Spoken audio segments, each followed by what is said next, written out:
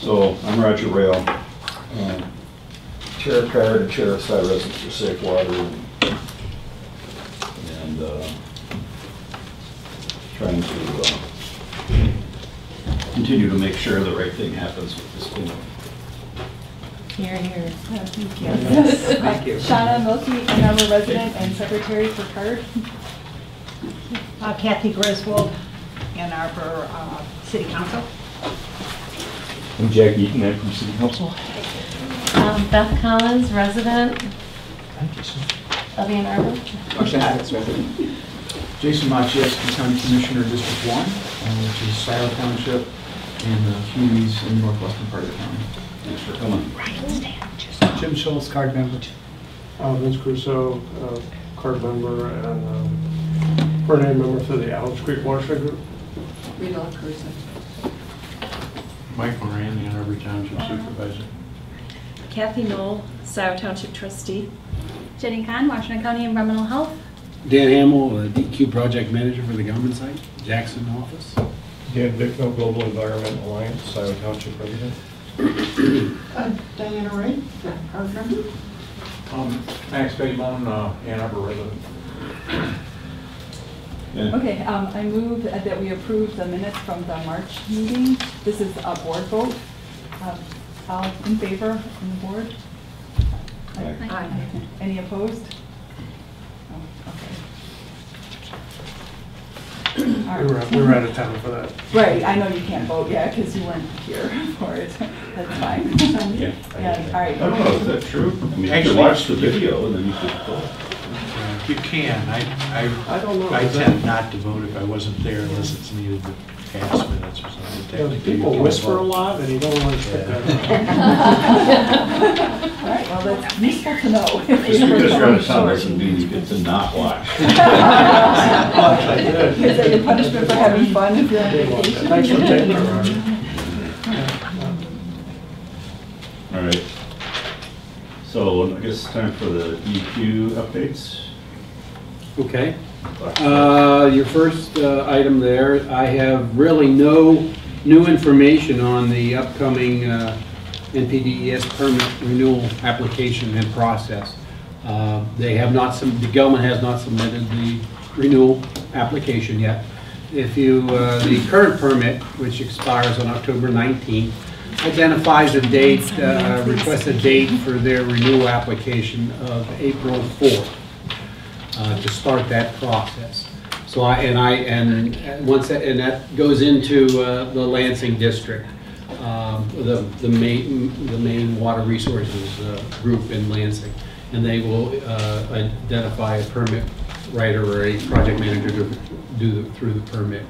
So I won't be able to get any information until the application's in. They take a look at it, and then they will start planning their evaluation.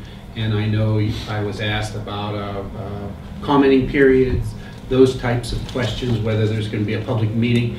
I really can't answer that. I wouldn't be the one to answer that. I'd be going to them to get that information. As soon as I find out, that type of information, I'll pass it on because I know, you're very interested. I've identified to my local water resources people that there are very much interested people, that I anticipate that there will be a lot of review and comment. So be prepared, and they can pass that on to Lansing. So, but they have not submitted, as of today, they have not submitted their application. So what does the date mean, the April 4th date? Okay, the current Is that permit. the earliest that they can submit it? Well, I guess it's not the earliest. This is the latest. The current permit, this is the current permit, and basically it says the permit authorized discharge expires midnight October 1st. In order to receive authorization discharge beyond that date, the permittee shall submit an application which contains such information, forms, and fees as required by the DEQ by April 4th. April 4th. Sounds like a 2019, 2 days. 2019, So in 2 days it's due? supposedly, yes. Okay. Now, And they have to, or they can't They get an discharge. extension if they want. Well, and truthfully, I don't know that process. They basically, in October, that permit to discharge to the Honey Creek, or the tributary of Honey Creek, expires. Yeah, that's right. Now, I'm just not, that's not my group, so I don't know whether they can ask for an extension, that type of thing. And I don't know if there's any penalties if they don't meet that April 4th. But once they get it in, then I will start being able to get information and pass that on to you, as it becomes available. And as far as you know, this has not been a discussion during negotiations. I'm This not renewal sure. of the new permit has not come up during Oh, consent judgment stuff. consent judgment. Well, During- that's Maybe confidential. You I guys can't know. acknowledge yes or The no. permitting is separate from that. Permitting is like this state statute. Yeah.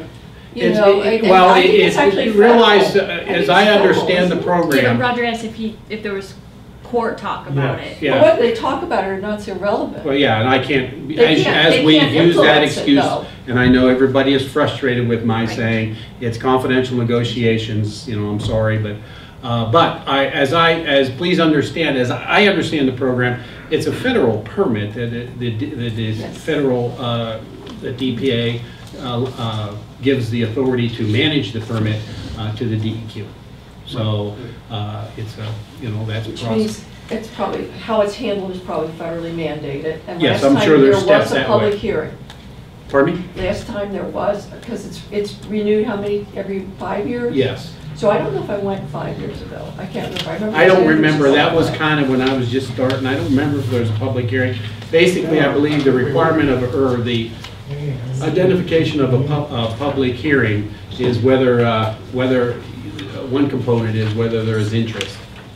And as I passed on to them, I would, guys, there are interest, and I would start anticipating that you will be asked to have a public meeting. I don't remember whether there was one last I time. thought there was. So Okay, I maybe. remember 10 years But you- ago when they first switched over from the 3, what was it, they put discharge into Honey Creek at 3 parts per billion, and it went up to 10? Well, no, that wasn't 10 With the, years ago. That with the was- bromate, it was what? that 2 was times in- ago, so that's 10 years ago. No, when they went from 3 to 77 was in No, 1995. not that. The What they get discharge. effluent. The Well, the discharge. discharge from 10 to 7? No, 3 to 10. That went up. Don't look at me. It went up. Plus They it were, added they bromate. were at a lower discharge Whatever. concentration that was allowed under the permit. And then they had a new process, and they were going to be allowed to discharge at a higher concentration, and it was allowed to include bromate. Because It was of the a average- change, and that's the one I went The to. permits, the last couple permits are on our webpage. Yeah. On the okay. NPD, so you can go on there. The one that currently they're under till October became effective February 2016. And there will be a public, this is some of the documents, there will be public notice that goes out that identifies when you have to have comments in. And then there's a kind of a fact sheet of a very summary of the process that they're evaluating. So I don't see in there a public meeting notice, so I'm not sure the last time there was one. Maybe the times before, as things changed, there may have been. But that I have told the group, as coming up through Jackson, that I've been told and asked many questions, so there is great interest.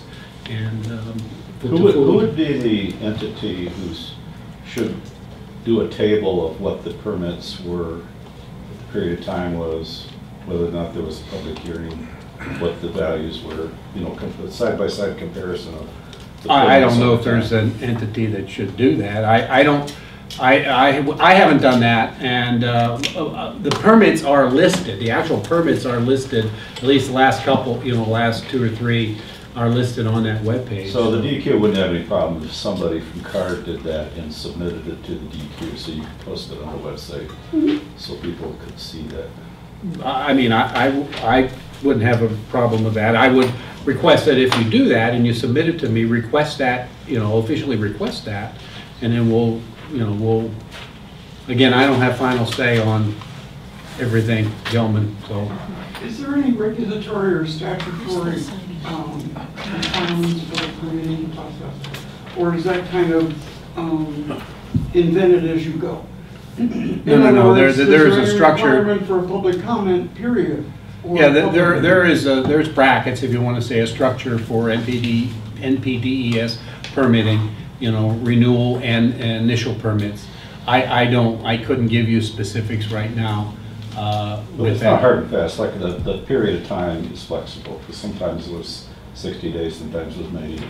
Yeah, I mean, But that's the kind of thing that'd be good to see what we've gone through, because even my memory is not good on this, what happened when, and was there a public hearing, and I just know that the last couple, 3 or so permits are there's a link that take you right to the actual permits, that you read the whole thing yourself. so And this you need is- somebody in the I'll group try to follow. find it. And if you have any problems finding it on the webpage, on the NPDES line item, please give me a call. And I'll- The last 3 you said should be in there. Yeah, I think They it's all the last should two. be. And they're every 5 years. And if they're not, we have some of the older ones, but I don't recall anybody ever sitting down and actually making a comparison of what. I have not seen that in our file. And it's probably time we do that before we lose track. And Honey Creek's the only place they discharge, so it'll be, The Well- tributary in Honey Creek. yeah, Currently. No, they were rejecting another. right. Historically, they discharge, they injected over, in the prohibition zone. There was areas they had injection wells. But anything surface water disposal, after treatment, it's gone into the Honey Creek outfall there, tributary to Honey Creek outfall. Oh. And And we should know something by the next meeting, will be the quarterly anyway. yeah, next So- meeting is the quarterly, where it'll be during the day, and there'll be more representatives of DEQ here, management. Okay, I'll work on that and let you know, Roger. Thank you. The thing I would like is that, we got a timely notification. That would be really great. Timely notification According to this, there was no public comment. for 2010. She's looking at the DEQ website. Okay. And 2016 might have been the one, but boy, it seemed like it was A lot longer. ago. farther back then. I mean, Yeah, they just had it, all you do is get up and speak into a mic, and they recorded it. And that's that was it, and then they went away, no comment back, no questions. discussion. So I remember doing that. And there were like 5 of us. that was before my involvement. Right, and there was one time when they had a Yes, it public was. information meeting, immediately followed by a public hearing.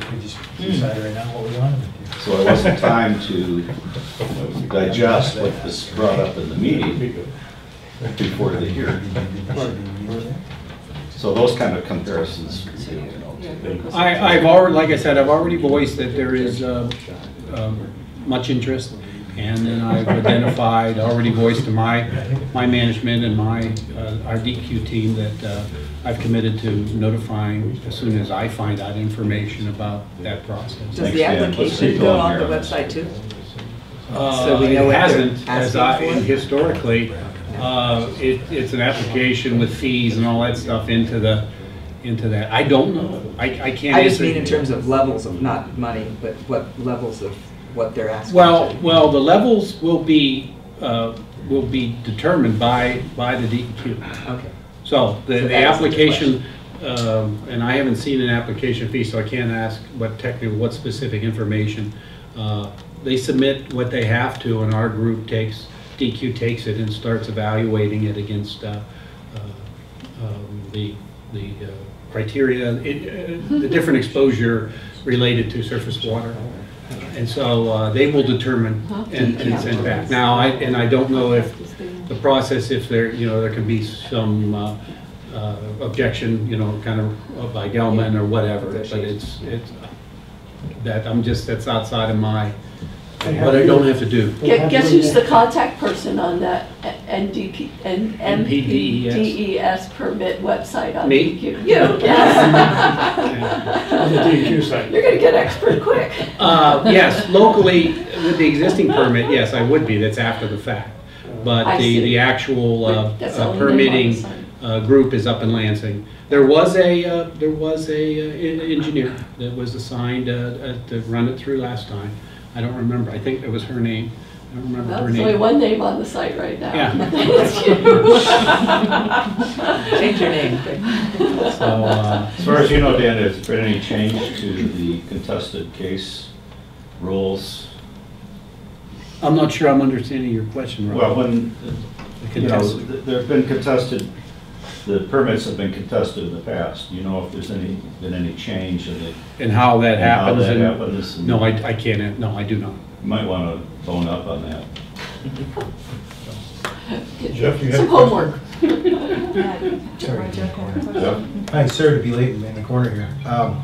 So last time we were here, we spoke about this permit request as sort of an opportunity to inject some opinion on the matter. And so I wondered, my general question was, people had said, should we talk about a denial? What happens if we want to ask them to deny the permit? But more importantly, I think what happens if we want to have them modify the permit? And what modifications would we ask for in our perfect world? And what would be the possible outcomes of that? I just thought something we should just take a few seconds or minutes and think about. Because if we said, you know, we feel we're putting it, you know, I mean, we have a golden opportunity to comment on this in a meaningful way. So I just wondered if CARD had any input on that. And maybe what, you know, what the city might consider asking and what other stakeholders might consider asking. So the deadline is a couple days away Right. for Gelman. I mean, to prepare for the comment period. And then the comment, I imagine, can be submitted after that. Well, there's an open item from last meeting. Yeah. That Okay. there's 3 or 4 of us that are supposed to be getting together and discussing what we would want to be in the perfect permit, but we haven't done that yet. We were trying to whisper over here, but, you know, like, they used to inject it, like you say, under a different permit, and, you know, They go to we have concerns it's going to Money Creek. non-detect treatment system Yeah, before, say, we could here's what ask we'd them to go like. back to that and not use bromide.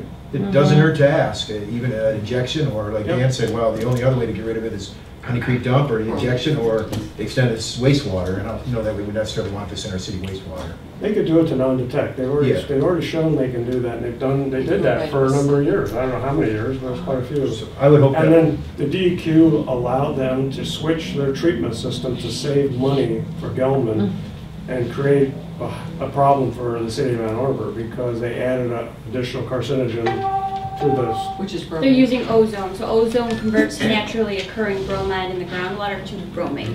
So they're not adding bromate, but they have to check for it because Okay. it creates it in the process. But before, that was not an issue in their old treatment system. That did not occur. well, that's a So- perfect example of what we'd say, we wish it was more like this, and can we request a Go modification? back to if the we old can't deny it? system and they Yeah. just have to pay for it. And it was clean. But it was clean, yeah, it was non-detect. It may Does have been- CARD want to issue a formal opinion on what that might be in the Well, that's why comment period? we've set up this subcommittee to discuss that. But it's not where we're at in the agenda, so But maybe we should set a meeting date for that She subcommittee. told me this would you be. can do that. Yeah, yeah. Well, there- My time's more flexible than some of the other people, so why don't you coordinate? Since you're the busiest. I'll teach you. By Monday, Pick a date. something that you can do somebody's busy. They're going to shepherd If you want to the come permit. Just a second, one person at a time. The emails, Thank you. yes. What was it, Diane? The people at the I DEQ, like formality. It makes me comfortable. But Things get done. will there people that are charged, people in Lansing, that are charged with getting the permit application through the process and meet the deadline for when the next permit has to be issued? Will they be putting out some sort of PERT chart that says, you know, if we get the application on the 4th of April, we gotta have this done by the 1st of May? right, Or because there's pick a lead date. times for the public hearing and there's comment. I would period and love all to this. see an official PERT chart that says, public hearing starts your hearing period, public hearing period, and because, my point is, well, kind of a long way around the barn, but my point is, if there's a PERT chart, and there ought to be, and there's no public comment period on it, which apparently is only a courtesy because it's not required by. Yeah, but it's been, most of the time they have it on this permit. There's one or two times they have it. Well, The but- public notice was But that's a good issued, point, to have that I would love. schedule. And I in think, fact, Dan, the that's PERT chart- something you can provide, or have somebody from the, or you already have it. so per the last permit, there's a public notice on the Gelman webpage, from the last permit. So period. December 11th, public notice was issued, and they were taking comments until January 10th. So they gave 1 month, and then the permit was issued the following month. Yeah, that was a really fast one. Yep. So But I don't know what they have set in. I don't think they have that's what identified did. that yet until they So get the actual Beth will permit. do the summary of what those periods were for the past permits and all the details, and then we can go from there. With that. And there has to be other intermediate goals. There has to be. Evaluate science, da-da-da-da-da-da, and be done. Otherwise, everything gets pushed to the end, and it's a fire. And it's around Christmas. Christmas is in the middle of the comment period. Yeah, that's So what it was on this one. This time, their permit has to be issued by October 2nd. Well, at least that's what, when the other permit, and when the other permit expires.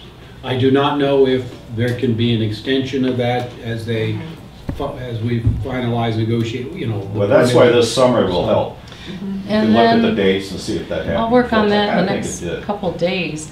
Then if the group meets at some point before the quarterly, then hopefully we could have some info at the next meeting. Yeah, we can that we're share that prepared. with the card corp. Yeah. You need to tell me who's in the group. It's on the minutes. Okay. Me, This is you, from the last. aren't you on We'll it? just ask Yes. now who wants to. This committee to Participate. review the permit? Yes. No, I I might have said. I don't mind, but nobody's asking. No, I I'm think it working was, right now. I have lots we of asked for volunteers last time. I can't remember. who We was weren't on. here. Well, I'm sure I stood up. I know it wasn't you. Jeff, Were here. you on it? I thought, And did Dan's Dan? hand just go up? Mhm. Oh, yeah. I just have a question. You want to be on the group? No. He wasn't there. Yes. There's no question. I can, Yes. after April, I can, before the end of April, I'm like. No, it wouldn't be good for me. I'll bounce it off. The NPDES. Dan, I have a question. Is that injection well You just go to. able to be reconditioned and used for the disposing of the treatment plant wastewater? You mean the deep well injection Yeah. or the shallower ones that? No, the deep well. I can't answer that. I do not know if it was closed off for potential use in the future, or if it was abandoned, properly abandoned with that. I can find, I'll see if I can find out, but I do not know. Yeah, because that would be a viable. That was a federal permitted to, Oh, that well, that the deep well injection that's on the property or within where the property used to, all the properties there. That was near on that. They also did some re-injection over along Maple and that type of thing. And they were going to do more, but one of them got converted to a perch well or something. Well, what they found out, and I'm reading this and just from my file review, I wasn't involved, I wasn't with the DEQ back then. My recollection from the file information is that injection was problematic because of fouling of the wells. The geochemistry of the treated water related to the actual groundwater basically fouled the wells very quickly, and so the efficiency of injection went way down. So they couldn't get it back in the amounts that they needed to do it in a practical manner. So they changed that, and they now currently as they pump out of there, they send it all the way back across to their plant, and all the discharges now through the NPDES permit. And It would be interesting to see if there's another alternative besides the surface water discharge, maybe reactivating, reconditioning the injection well through, like you say, a UIC permit. Or go to non-detect, like they had before. What was Kev? But you have to get rid of the water somewhere. I know, because non-detect was unnecessary. Okay. Wrong cat. Found one in my notes. Okay. We volunteer. Yes. She does like this. That's why it's good to have minutes. I know. Anybody else want to be on this? After April, but not before. To get through the time. You better speak up now, Michelle. Is that, are you editing that live? At 10 in the morning. You still want to do it, Dan? I keep hearing I my name. never volunteered, Jeff volunteered. Oh, I just saw his hand go up. I saw your I'm hand sorry. go up. I'll do it though. I'd like Okay, to be okay. proximate to that Well, information. this is just to kind We have of so much time. do the Brainstorm. Yeah. the outline of it and the major points, and then the whole group will get to still review it and comment.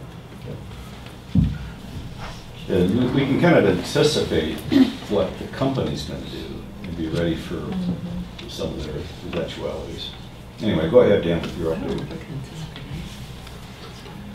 If no one has any more questions about that, like I said, I'm committed to at least, as soon as I find out information, I can pass it on. You know, you can start your inquiries that way. And I've identified to our people that that's And coming. your name's on the website, so always find it there. I'm great at saying, I don't know. So the next item that is on the agenda is March testing results. And I take it that, you know, that we do have March testing results for the Allen Creek drain sampling activities. If you remember, we're sampling 7 locations, manholes along the Allen Creek area near West Park and to the west, and then a little bit to the east on Chapin. Yep. And we have a 6-month program that started in February. We've completed the second event on March 19th. We got the results back. They're very similar to the results in February. I will post these. I have not even posted the first ones because we have a little glitch with posting stuff, so I put other information that I've been getting on the webpage. And they, no surprises, they had the same type of detections in West Park Southwest, that one that started the inquiries, your stakeholder inquiries there. It's at 18. We split sample. I split sample with Gelman at 3 or 4 of the locations every event. That's but I will sample that, what I call West Park Southwest, every event. I've been switching between 2 events on some of the other ones. Pardon me? What was the reading at West Park? Gelman got 18 in their analysis. We got 19 out of our lab. So if we've had 19, what, a year and a half ago it was 4.4, and then it went to 19, and that's when the discussion about you know, what's going on. So we started that program. Again, it'll end up 6 months of sampling, so we've committed to those 6 months. Gelman I asked Gelman to do it. They are voluntarily doing the actual sampling. We're getting the city to help us get the manholes up, or the county. I think one of the opens the manholes for us. Jennifer Lawson, the city. But it's, I think it's the county that we're working on. She was there last time. Water resources, yeah. So we will continue that till July. Is that 6 months? And then we've committed to identify that we'll have a summary report in September. How often? I forgot. Once a month. Once a month. Okay. So we're going to So be it's been staying pretty stable? Well, the first 2 have. Just realize that we did it for 6 months to try to determine any seasonal variation. One of the questions, I think Dan was the one that posed it, you know, where is that 19 coming from? Is it coming from groundwater getting into the storm sewer in the West Park area? Or is it, you know, so we wanted to at least go wherever at least a wet and drier time of year, which we will do that. With this sampling from February to July, and then we'll evaluate that data and see if and what next steps would be needed to evaluate. Is there a risk of exposure related to shallow groundwater in that area? So are those going to be in the database or separate? They are already, Roger, I believe. Do you have naming conventions for what those locations are called? Station numbers. Oh, I have I forget what I called them, truthfully. I wasn't ready for that. Do you have the database I sent you last month? Yeah, but I can't load it. Don't you have a convention or? Yeah, I mean, it's going to be similar to what they're called. You know, basically, Allen Creek, Chapin, Allen Creek, West Park Southwest, Allen Creek, Maple Ridge, you know, that naming convention will match what that summary report will have. Actually, I do have. And then we already got the XYs are in the database. I think I sent you the one that I've updated. If not, the next month when I send that to you, it has those in there. Okay. And then I will load up the new data and do that every month as we go. The XYs again are going to be in Michigan coordinate system. Yes, I converted them. I got from the county. I got the long lat and converted them using the Michigan South, you know, that way. So, yes. So when you did them initially, to your credit, you tried to do it during a drought event when there wasn't a rain event. We've been trying. Are you still trying to do that? We tried to do that. In fact, for the March event, I had a flat tire the first week, and so we postponed it because the next day, 2 days, was going to be rainy. So we try to get it where at least a day or two where there hasn't been any rain. You know, feeling that as long as we get a day or two that way, then any sudden, you know, because it is Allen Creek, the storm sewer, any surge of from a rain event coming down and draining off, you know, will have gone through by the time. And so as we have been asked, I think you guys have asked, some of you, we wanted to see if shallow groundwater is impacting, if it's contaminated, it's impacting. Do we know what the flow rate is through the drain, different parts of it? We haven't set up an official, if you want to say a meter or official like measurement. If something happens, point out how long does it take to clear? We don't really know. We don't really know that. Like a constant. I know that Gelman we take notes of what the, if you want to say what the water column is. Do you think the Water Resources Commissioner might know that? The city might know. The city might. The city has. I don't know. They may have done testing. Have done in the past. Or the county, you know, have For done testing. the footer disconnect system. If the drain, the Water Resources Commissioner. Well, they're installing permanent meters at 12 locations that the Allen Creek group has been asking for, wireless, so that we can have a better handle on flow rates. And so they went ahead and did buy some, or put in a request for that. So the city will have at least 12 of these smart manholes, so to speak. Before that, years ago, it was kind of pricey to get a meter, and they would get it in and pay the consultant would be done, and he'd take it out. And we complained about that. You know, why are we paying $1,500 for flow gauge that then you just yank out? Yeah, meters are getting cheaper. As I've stated before, not only do Gelman does their 1,4-dioxane testing at their lab, in-house lab, at the 7 locations. I split sample 3 or 4 of those locations, and I send it off to my lab, DEQ lab, for 1,4. But at all locations, every event, we will also be sampling for full scan volatile organic contaminants. We've been doing that too. So we've had, have been seeing some typical contaminants that you would find in a storm drain, ethyl benzene. There is styrene.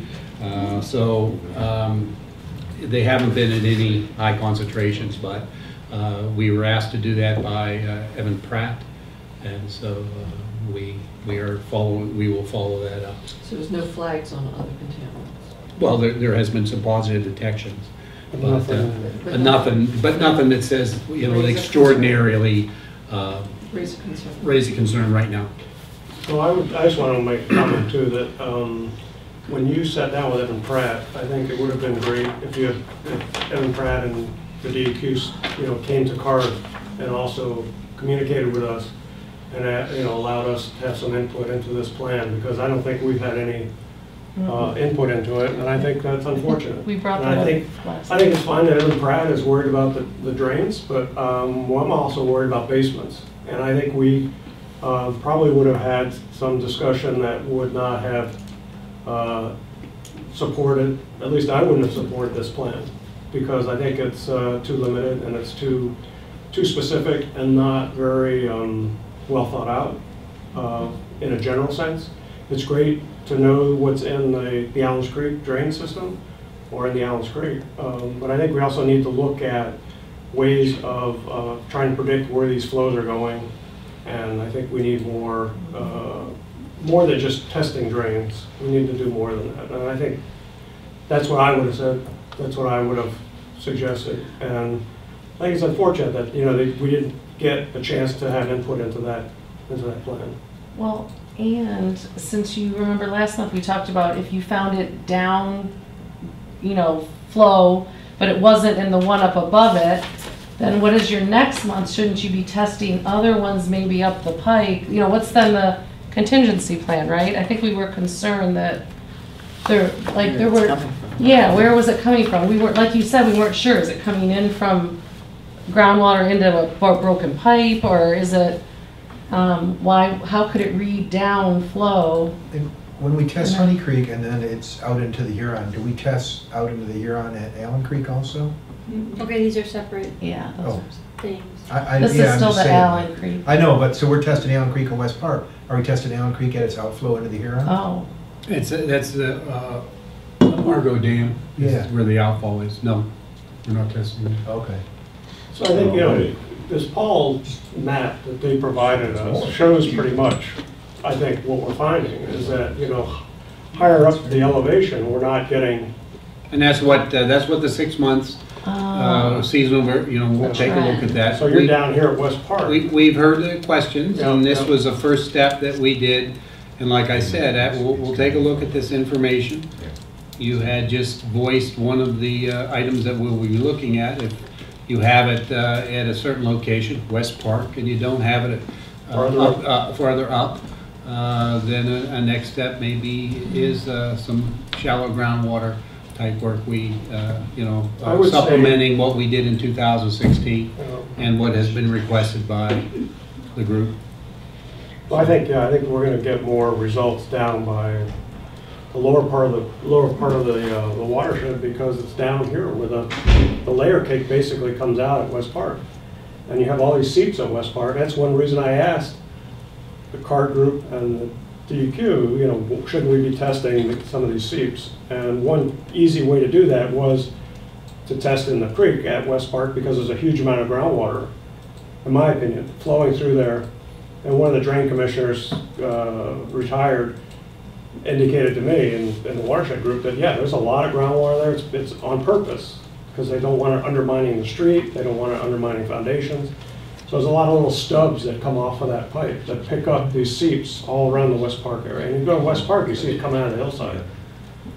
Unfortunately, you go up pretty high up Sunset, and there's seeps, a gajillion seeps at top high there. So it's not just West Park that I'm concerned about, but I think initially we need to get a handle on what's going on farther down. And you were saying, Dan, that, you know, you may, at the end of the 6 months, consider doing some more shallow groundwater borings and. You asked that, yeah, that question in that area. was asked at one of the last CART meetings, yeah, and we, you know, we understand this is a first step, and you have been asking it, the CART group has been asking for shallow groundwater and additional shallow groundwater. We have not committed yet.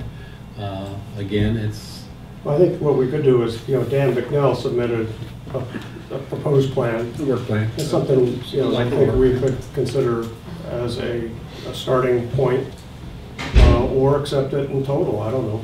But I think, you know, I think there were some good options in that plan, and I think that it's, you know, for example, permanent wells, shallow wells. So we have a record, you know, that we can follow for a period of time.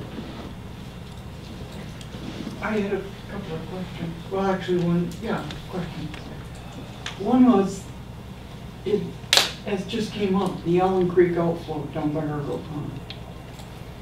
Just to ask the question, has that ever been sampled? Do we know what? And the real question is, for the city of Ann Arbor, is that's a city sewer. Sanitary sewer. Well, no, stormwater. That's stormwater, rainwater, fresh water runoff. But it's coming from Allen Creek. But that's not a storm sewer. That's not a sanitary sewer. We're separate. I didn't say sanitary sewer. I said storm sewer. You meant- the city of Ann Arbor is discharging water into the Huron River. At that point, is the city of Ann Arbor breaking the law for discharging dioxane into the Huron River rather than taking intermediate steps to prevent the discharge? We're all worried about what's going into Honey Creek, but I would think it would be an interesting argument if the It's city of Ann either Arbor. 220 Well, parts per billion or it's managed. 2,200 parts per billion. Well, I'm just They've being a only devil's violated- advocate. I'm just being a devil's advocate. But we I've should, never heard the it question wouldn't hurt to before. have a sample there to know, because, you know, not all the hits are gonna be near the drain. There's gonna be. Absolutely, but that is Well- a city of Ann Arbor discharge. There is a It's permit. a county, it's the Regardless. But just to Then the clarify, county it's a is county. Is it's the a- county got a problem that No. they don't even want to talk about? No, to be fair, the Washtenaw County Water Resources Commissioner saw that this was a problem. He stated publicly that this sort of dioxane is not allowed in the storm drains, and he's worked with DEQ to take samples to determine where this dioxane is, what its concentrations are, and where it's going. But you're right, it would be nice to take a sample at the final discharge point where it enters into Argo. But it's a Washtenaw County Water Resources Commissioner responsibility, and he's following up on it. We just need more data. I think the Well, city, the data you know, we absolutely need I is think the what's city going has into an the river NPDES itself. permit for the Allens Creek flow into the river. Water So there is a resources- combination of city responsibility and county. Yeah. And I've had that happen in our backyard, in the open drain, open creek behind our house. Who's responsible? And it's gone back and forth, depending on who wants to deal with it. But Evan publicly stated that it's not legal for these sorts of discharges to be in the stormwater, and that's what he's trying to follow up on. I wonder, doesn't, wait, can't they can it discharge to the surface groundwater and the surface water interface at 280 That's a different issue. That's a DEQ issue. versus who? Well, he's responsible for the drains. The groundwater surface water interface issue isn't a drain issue. Responsible to who? I beg your pardon? Who's he responsible to, the MDEQ? Well, a groundwater surface water interface is regulated by the DEQ. Right. The drains are regulated by the county drain commission. So you can have groundwater surface water interface, which isn't coming out of pipe, go into the Huron River, but it's not being regulated by the drain commissioner, it's regulated by the DEQ. I think there's a debate there. Well, the city should have an interest. I'm sorry, I didn't mean to derail the meeting, but I thought it was a good question. He has an interest. Sure, Right. sure. Well, my other thought was, there was a map that I saw, and I don't remember the source. And it was showing city drains. And I noticed that there is a drain coming downhill from Newport Road, Sunset, out towards Bird Hills. And it ties into, apparently, from what I saw, it ties into Allen Drain somewhere near the base of Arborview. A block or so from Maxwell property. Now, that is, I believe, upstream of West Park. If there's a tremendous amount, because it's at 7th, West Park is all east of 7th Street. If there's this other well that or drain that we have no reason to believe is picking up any Gelman effluent is coming in, and we're sampling effluent in West Park, are we sampling a diluted effluent, and what would happen if we moved one block north, or west, in fact, one block west of 7th Street? That's what they're doing now. That's what he's talking about. I understood that it was all being done within West Park. No, they've moved on. So here are the county drains. And that may have been the map I saw. Well, the Allens Creek has 4 branches that come down, and then you have the main branch. but that's not an Allen Creek branch. It goes out, whatever that side street is, it basically goes out parallel to Newport Road. If it goes into West Park, it's. You're talking about this branch here? Yeah. Yeah. Connects up. Is that gray area right there, is that the playground at Macville? It's the This is the part. It's the blue lines he's showing are the Allen's Creek tributaries, and then the main branch runs along Main Street along the railroad tracks. Oh, west. I'm just telling you, that's, if you look up there, you can see what the blue lines are the Allen's Creek tributaries and the main branch. So, and there's a lot of, Oh, that's fine. a lot of them do come to West Park. And those are all underground. But I believe they come in upstream of West. Well, here's what, So these aren't all, these are the main branches of the drain. I don't think this must not include all the minor branches. no, it doesn't include the street drainage and that. Those are the main branches, yeah. Can anybody show me where we are on the agenda? DEQ, we're under the DEQ update, and it's taking over the meeting as usual. So for the next meeting, I can bring a map of the Allen Creek drain. We need a process observer each meeting. Jenny? You don't listen to me when I try to put my fist down the last few Well, no, I do, but I do have, we have started earlier in the meeting. I do have Fair one enough. more item, and it's important, and you'll be very interested, and so I want to bring it up. As previously, we had some questions about the MW 103S area and high concentrations above 85 in that area historically. And then in December and January, if you remember, we had 2 consecutive months where we had above 85. And prior to that, I had been identifying there that we had given some guidance, DEQ guidance to Gelman. Just realize I want to identify that was a guidance letter post consent judgment. The actual what people wanted and what was the guidance we gave was not in the consent judgment. It was a letter. There was 2 letters, one in 2013, one in 2014, where we asked Gelman to identify if you have 2 consecutive months, and if you do, MW 103S, and if you do, then we were going to request evaluation and generation of a contingency plan. So with that, I started the process because of those 2 consecutive months was the first time. We went to Gelman. I went to Gelman and identified, reviewed the letters with them, and started talking with them about contingency that was identified in our guidance letters. During that process, Gelman submitted back to RAG a letter identifying their evaluation right now related to the letters that we had sent them, that the contingency plan requirement, they viewed that as being outdated because of the new criteria and the confidential negotiations relating to implementing the new 7.2 and the other items that we are currently doing. They submitted that to the Attorney General and the DEQ and the Attorney General. when did they submit that?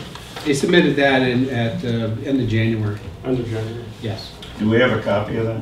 I have a copy here. I'm going to post it. I just, this is the first time that I've identified that because we were making sure. And the letters, the guidance letters, we have copies of those? Yes, those are on the webpage. Okay. I can identify that. So I have copies here if you want, we can take a look. But How many copies do you have? I just have 2. You can take a picture of them though. I can, I plan So to what's go back. what's Well, basically, what's gonna they happen? submitted that to the Attorney General, Brian Nagel, And the Attorney General started evaluating that request, that information. And the letter from Gelman, they asked the Attorney General to confirm whether, you know, they concur with that evaluation. And we submitted a letter back, or generated a letter at the beginning of March here, and basically, after going through the information that the Attorney General, we've confirmed that we are in agreement that requirement for contingency plan is because of the results exceeding 85 parts per million for two consecutive, per billion, I'm sorry. That the requirement for a contingency plan is not required, and it will be handled basically in the. Let me read exactly what was said here. DEQ agrees. We were part of that discussion. MT agrees that the original basis for establishing the contingency plan requirements in the MTEQ's 2013 letter, there was another one in 2014, have changed as a result during the February card meeting, and any issues that may relate to MW 103 results exceeding 85 are expected to be addressed through the negotiations to amend consent judgment. In other words, out of public eye. Consent judgment negotiations are confidential. And we have no idea when, we have no idea if it's even been Dan, brought up. why didn't DEQ let the community know that you, one, issued an enforcement letter against Gelman, and two, that Gelman responded to it, so at least the community could understand what the DEQ is saying and what Gelman is saying before you write a letter back to the polluter saying that you're not going to enforce the consent judgment. Well, was that DEQ's letter or the Attorney General's letter? It's the Attorney General's letter. For That DEQ. seemed like a great Attorney opportunity General that she's been looking for to lean in on this subject. The attorney, I can't answer why. I started, you know, once we had the 85, I informally started discuss it with Gelman to say, hey, we have this letter, we need to start talking about a contingency plan. And in response to that informal identification by myself, Gelman sent that letter that I have a copy of and will be posting to the Attorney General, to the Assistant Attorney General, the Attorney General basically, and identifying what I just said. And then Will we all go screaming, raving mad? What are you guys, I mean, it's crazy. But you one know, of the, but you know, our position has always been, Dan, in that the original consent judgment didn't require 2 consecutive months in a row being above 85. It just required 1. And we took great exception with the letters that you put there. So it would have been nicer if you could have told us, look, they hit it twice, we intend to take an enforcement action against them. the community could prepare. Okay, I'll let you finish up. I mean, I identified to the card what my intention, you know, since they had identified it above, I will be talking with them about that and the letters that way. And so, like I said, I informally started that negotiations, and the letter from Gelman to the AG was in response to that, our initiation of those discussions about the compliance letter. Of course, you realize that had 7.2 been in effect, yes, all of these years, they would have been out of compliance every single month. yes. And would have been required to submit. And realize too, And so you are a little result is, incorrect. because we're in negotiations. I do dramatic pauses. I don't come up north, so I take a little longer between statements. Because when they're in negotiations, to get it down to 7.2, they're able to delay the enforcement of the 85. That's absurd. We're in bizarro land here. That is frankly absurd. 103 is still within the prohibition zone. Yeah, that's what I was going to say. Dan, you're a little incorrect. with how you're describing it. You The all, one you on- all characterize that as a border monitoring well, and that's No, why it's you- not. What the That's why you in consent, your letter said it had to be over twice 85. You yourselves in your letters. we made said it that into was made a it into trigger. voter- into We a said that border was a monitoring trigger well. to That's right. potentially doing a contingency plan to not allow the contamination to go That's right. 85 outside the prohibition zone. That monitoring well is inside, it's not on the edge of the prohibition zone. It's inside the prohibition zone, so there was a time frame, a leeway to start that evaluation. Is it gonna go outside the prohibition zone at a concentration greater than 85? That is then non-compliance with the current CJ. The whole CJ relates to out of compliance that 1,4-dioxane going outside the prohibition zone at a concentration greater than 85 is then non-compliance is. You made monitoring well 103S the compliance well, which was triggering twice in a within 2 consecutive months being over 85, the triggering of the enforcement action requiring the contingency plan. That's what you guys stated. It's not part of the consent judgment though, it was just a memo. It was a memo. Doesn't matter. I will also, as you will see in Gelman's letter, In the consent judgment, it says 85. So what is the new outside the trigger? prohibition zone, Dan. What is the new trigger for it? It'll be negotiated. That is There what isn't is any. going There to, isn't That's why any. we- There's no contingency for the trigger that we at lost. 103, yes. Right. There will be new, if you want to say, requirements related to the implementation of the 7.2 criteria Someday. and the use of that. So that was really a trigger in name only, as it turns out. Well, it was identified in our letters. As you will see in Gelman's, as just for information, because as you will see in Gelman's letter, they did not accept our letters as part of the consent judgment. They basically didn't object and say, no, we're not doing that. And they went on, along with the requirement of notification requirements that were also in that letter. If it goes above 85, they had to notify us within a certain time frame. And they did that all along, but they in their letter here, they identified that they did not accept that as a part of the current consent judgment. We used to get monthly submittals from the DEQ, I'm gonna all release it. transmittals, all important documents. I can, She could make copies. Jenny could make some copies. Is it Well, for public? I'm gonna be posting. I told my management that this will be, What's very the much. date on that? Jenny, if you don't mind, I'd love to May, take one with our today. is March Whatever's easier. 1st, and theirs is January 28th. So, this could have been shared last month. It could have been. It wasn't. It was decided. We were in. The district was like, well, wait a second here. So we really knew the we had. public's- We knew we. I knew I had committed to start. From your inquiries about that contingency. This isn't on you, Dan, but this is, look at this. This is on the DEQ webpage. He'll be willing to do it now. Do you wanna- Yeah, I just wanted to Recent find out date and documents then- provided to repositories. 2013.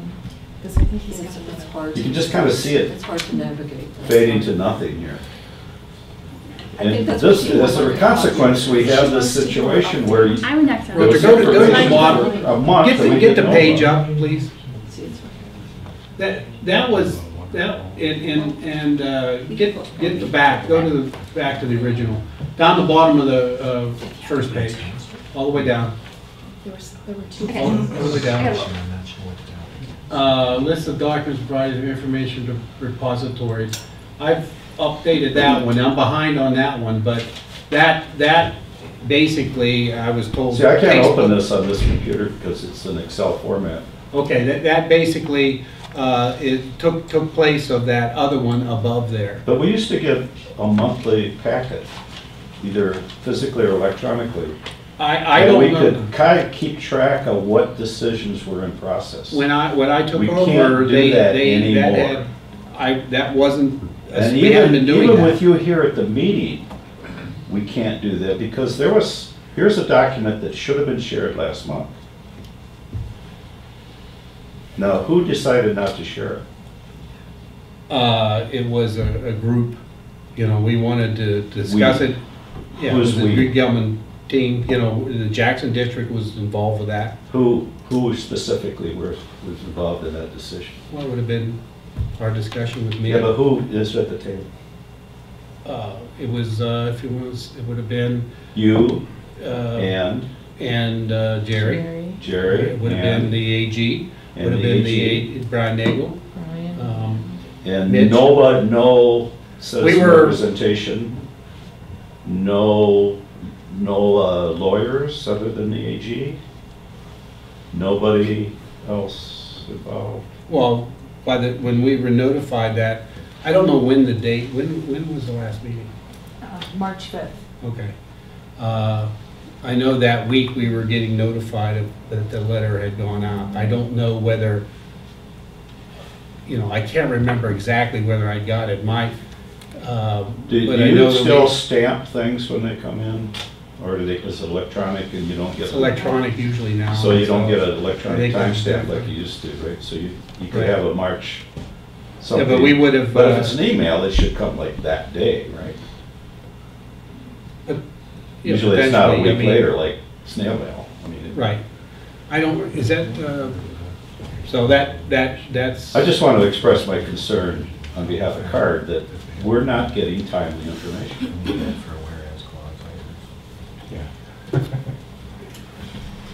So Dan, was the group who decided that the AG's response is we concur, you and Jerry and Well, it was the Brian? AG, in discussion with us and our management. Not only me, the management too. Jerry Tiernan and Jerry, Mitch, up through, I believe, there was discussed in the, Kathy and Sue, and that was, I wasn't involved up in Lansing, other than through Mitch. Mitch is up there now. Any other updates? No, that was the last time I had. Any other questions for Dan? Well, I'm trying to understand the basis to say that the DEQ concurs. Maybe you said it, but I didn't get it. Yeah, reiterate what the Well, basically that because the conditions with the identification of 7.2 as a criteria and the current negotiations in the current of changing the consent judgment, that was the reasoning behind that. The condition that in 2013, when that condition about 85 was implemented about above 85 for 2 consecutive months, that has changed because of what's going on and what will come out of those the negotiations, the implementation of the 7.2. Well, that was Gelman's reasoning. No, we concurred with that. That's what. On what basis did you concur on that, though? Yeah, because the negotiations, basically, the implementation, once the CJ is modified, will take care of. There'll be new requirements along the prohibition zone. And the AG's office. What's the? Mike wanted to say something. Wait in. I can't. Yes, no, they yes, they reported that. Review. So it's the AG's office too, which is unfortunate. Do you have the They would go along with Yeah, it. turn back. Yeah, I want the 2 I had. I wanted to, there's language. It's not the original. I don't care about that, they're not, I just I made. thought you had a second copy. So. No, I didn't. Oh, I made 30 copies. They'll come around. Okay. Mike wanted to say something. So basically, Dan, Mike yell formulating his thoughts here. Yeah, no, it's just extremely frustrating that the 85 parts per billion has meaning only when we're below it, but when we exceed it, then it has no meaning whatsoever because you're negotiating 7.2. That's one of the most ridiculous things I've ever heard. I mean, it makes all of the standards totally meaningless. please understand that the evaluation was related to the location of where MW 103 is. The consent judgment identifies the prohibition zone as the one line that 85 cannot go, cannot, above 85 can't cross over currently under the code CJ. We would anticipate that same type of, if the prohibition zone stays intact, that same type of number related to 7.2. And so that with implementing the, going to the 7.2, the negotiations for any future work, sampling, installation of wells, all that, that contingency of the 85 has changed and is outdated. It's doing the same. But the objective of having monitoring on 103S be a trigger point is to make sure it didn't get over 85 by the boundary.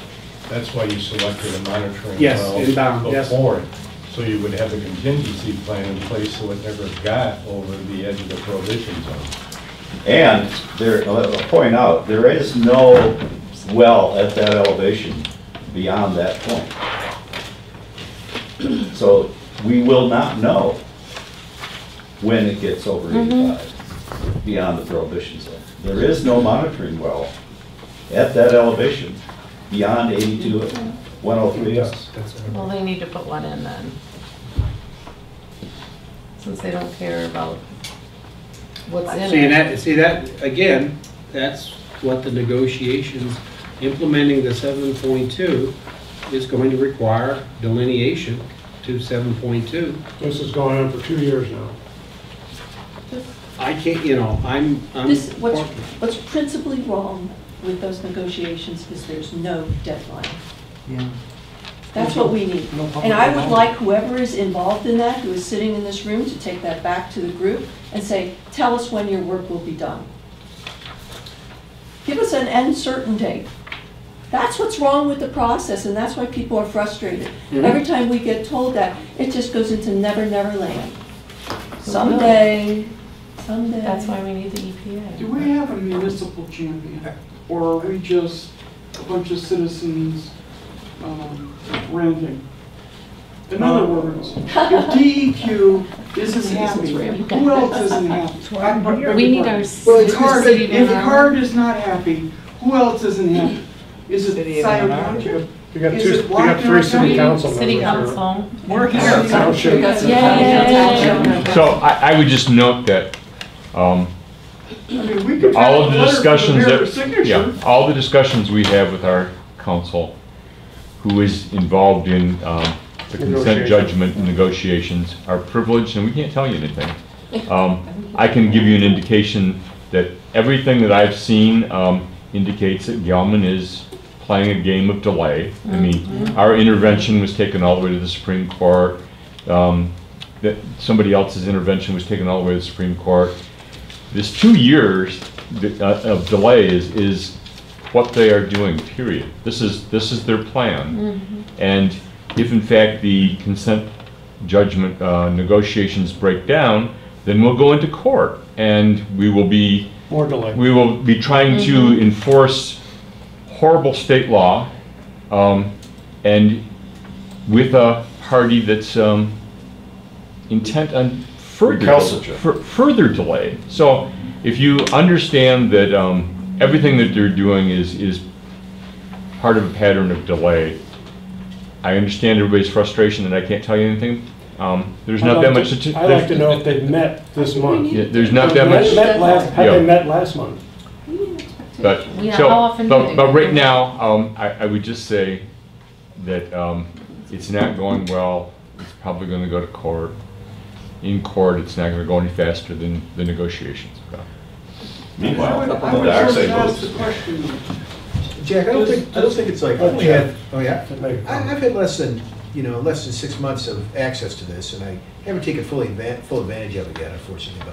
But there's something, and this isn't giving anything away about what happens in these consent judgment discussions, because I'm not allowed to go to this room full of attorneys that are talking about this amongst all the parties' attorneys. I can't go sit in that room. I don't think we're flirting with. Is there anyone the else who is a concept- municipal, party to this suit that is allowed to sit in this room with these attorneys? I mean, is that too much to say that I can't even, I could relay something if I could. But I can't because I'm not even in the room, and so they have met this month, but not with me there, not with anybody I know. So I just wanted to add that to the record, that it's not, we are briefed, we're not in the room. And And who are it's you? very And unfortunate. Who are you? Yeah, and, Well, you're a I'm city not council sure that that's member. gonna stand for much longer, and so the frustration that we have in the room over this letter issue is sort of a timing thing, and this council here, they push the right bureaucratic buttons at the end, they say, in order to ensure the record's complete, confirm in writing, it's like, they're pushing the button that the AG is gonna say something back, and they're closed, it's done, as far as they're concerned. So that's obviously, it's not a healthy negotiation ongoing. It's kind of bureaucracy, and it's not working for us, we know that. Kathy? Yeah, I'm Another Kathy city council Griswold, member. also on city council, and I am here to explore all options that are available for us to get to clean water. Also, next Monday night, I don't know if you want to announce the work session. Next Monday night, about 8 o'clock, we're going to have a work session that starts at 7 o'clock. It's going to be transportation, first section. Second one will be a presentation by card about water quality, as well as Brian, our water Brian Stiglitz is gonna- yeah, will be there as well. So this I view as a major step forward. And it's issues of water quality, and it's also issues of water quantity. We're also concerned about our water security and our continuing to provide the amounts of water that we need to ourselves and our customers. I And have so- no Well, idea. the work session is going to be focused Yeah. on groundwater. Yes. And primarily the Gelman plume. And I've been talking with Dan about Card making a presentation. He's shown me a draft of a presentation that he'll make. And Who's making this Who's presentation? making? Card? Who is Card? Wait a minute. Who's making it for Card? Card- Dan and I have been talking. So Well, wait a minute. We So there's have not process- identified there's a Card process as the problem presenter here. yet. Well, I wasn't going to get into this at this point in your agenda. I was going to bring it up. I agree. But I mean, it's nice. We just got confirmation that this could happen this a is few hours an ago. open So spot I was on coming the here to agenda, ask. and we hope that That's a you good guys excuse. will. It's true, I was just texting somebody, I said, do we know for sure if we can have that as part of the theme? So, We So- just got another Yeah. email update a few hours ago. Yeah, 11 a.m. or 11:29 a.m. this morning, I was provided an email confirming that spot is open for that presentation if you guys want to do it. So let me phrase it, CARD has an opportunity. Where is this? City council work session, it will be televised, it will be covered In the by the chambers? media. Or down in the Yes, basement in the chamber? chambers. Well, then Card should talk about what's going on with this, because if, Let me look at the agenda. Well, unless we're all invited. well, this is the first I'm hearing of it. I mean, it's a city council work session, it's open Everyone's under the Open invited. Meeting Act, everyone is welcome. No, The it's- process question is. You wanna call it that- Card. That it should be a conversation that minimally involves, I would assume, board members of Card? You think? Yeah, This that's is- not happened yet. This is the first I've heard of it. And so I being allowed, so- apologize for the way that I stated that. I am going to revisit it. You should say, I invite Card. Yes. In the way that Kathy presented it, it is an opportunity if you guys want to make a presentation, if you want to select a couple of presenters. I can work on it. Is it 7 o'clock next Well, I think Card Is needs it to Monday? discuss, The you know, next what- Monday? So the work session was called for transportation purposes, but we leave it flexible during this budget cycle. And I've been getting tons of requests for water, so I'm glad we're gonna be able to slap that on our agenda. So, it's Is it short City notice. council chambers? I know it or is short someplace notice, else? yeah. City It's council. council Council chambers. chambers, right? In the council Yeah. chambers? Yep. It's short notice, but a lot of work has gone on to make this opportunity happen. Great. Well, thanks for doing that. It's been nice to have better notice, but and that's then, okay. What time well, does it start? this is an expectation of us bringing forward a council resolution at a subsequent meeting To have to, the to, EPA. to pursue EPA involvement in Gelman site. So this, if you accept our invitation to have some representatives from your organization make a good argument to us, then we as council members will follow up that presentation at a subsequent meeting by presenting a resolution that So are you looking for a presentation that is specifically pro EPA? Because that's where it gets a little tricky, that CAR doesn't officially have a position at this point. Now, they could take a vote on it, but there's, for the bylaws, there's a process so for that. let me back away. But The agenda does not say card, and so if anybody in the room, Okay, so I'm just trying to figure out what exactly are you looking for on the agenda? Like, what is the, Education What for are council looking for? members. on, On options. anything on diagonal? Options. I think that's the way it should Okay. be presented. yeah, and Okay. but Well, if you say it's somebody representing CAR, no, it gets to be. nowhere on the Yeah. agenda or anywhere else does it say card. Process. We are here to invite you to Because pick a How representative much or time two. is there? that was gonna be on the 45 agenda, minutes. but we postponed it for, Yeah, Yeah. the work sessions are 7 to 9. It's public, 45 stop at minutes. 8:45 for public comment by statute, and so it's an hour, basically. So is that an opportunity that you would like to take advantage of? Well, I think it sounds like a good idea, and I think that Dan does have a lot of knowledge in this area, and I would be comfortable delegating it to him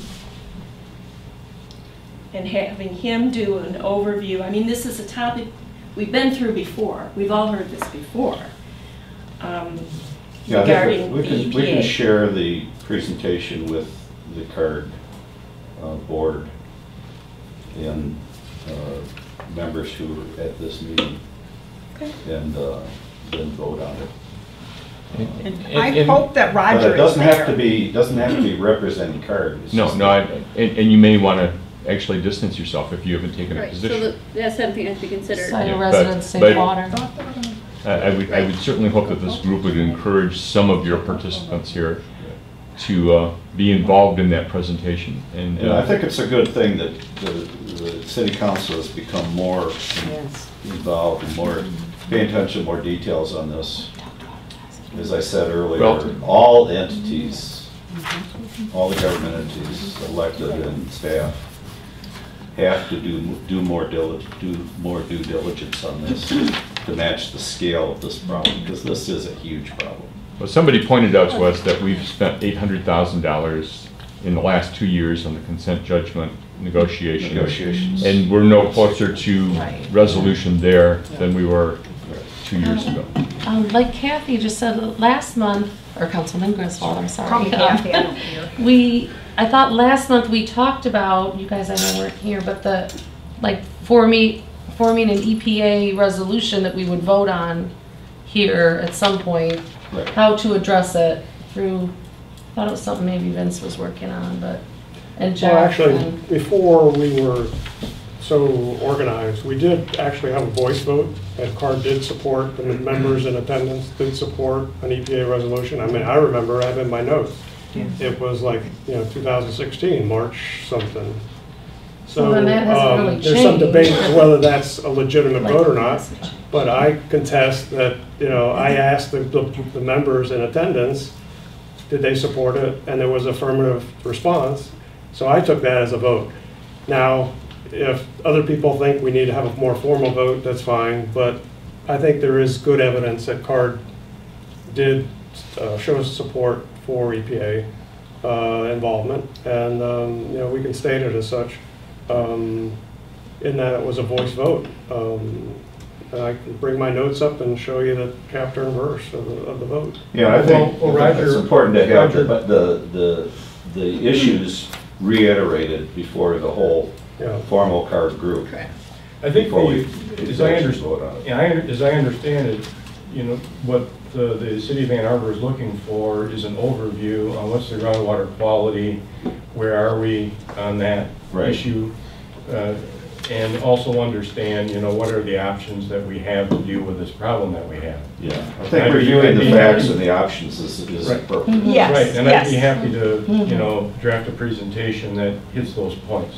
Well, you already have Many times in the past, yes. Right. So And you have seen it many times in the years. It doesn't have to be completely new. It can just be Rehashing. shared again. Here's Okay. a We should have a question I look at have it. that. Oh, yeah. So. Well, you've seen it before, I'm sure. But he doesn't have to, he's not representing CARB when he does this Monday, because we can't work that fast. No, we can't. We can't even get through The first That's thing what on I mean. the agenda. a 20-minute update in But an hour and another- 20 minutes. Here's a question I have for the council members who are advocating this presentation at the this working session. How important is it to have citizens of Ann Arbor there because it's a city council meeting? Who are part I of the think presentation? it's important to have citizens there and. As part of the presentation, or not, Yeah, or yeah. just to comment, In or the what? audience, I think it's critical that Roger is there, and I apologize if he wasn't already invited. And I would like to see at least 5 minutes of his Google Earth slides. I think they're awesome. And have you presented them to He's- council in the last He year sent or him, so? emailed him a lot. But Sometime actually in the having. distant past, he came, but that particular work session was mostly staff. And they gave him a couple of minutes. And Those are and we have to colorful. give credit to Kathy on this.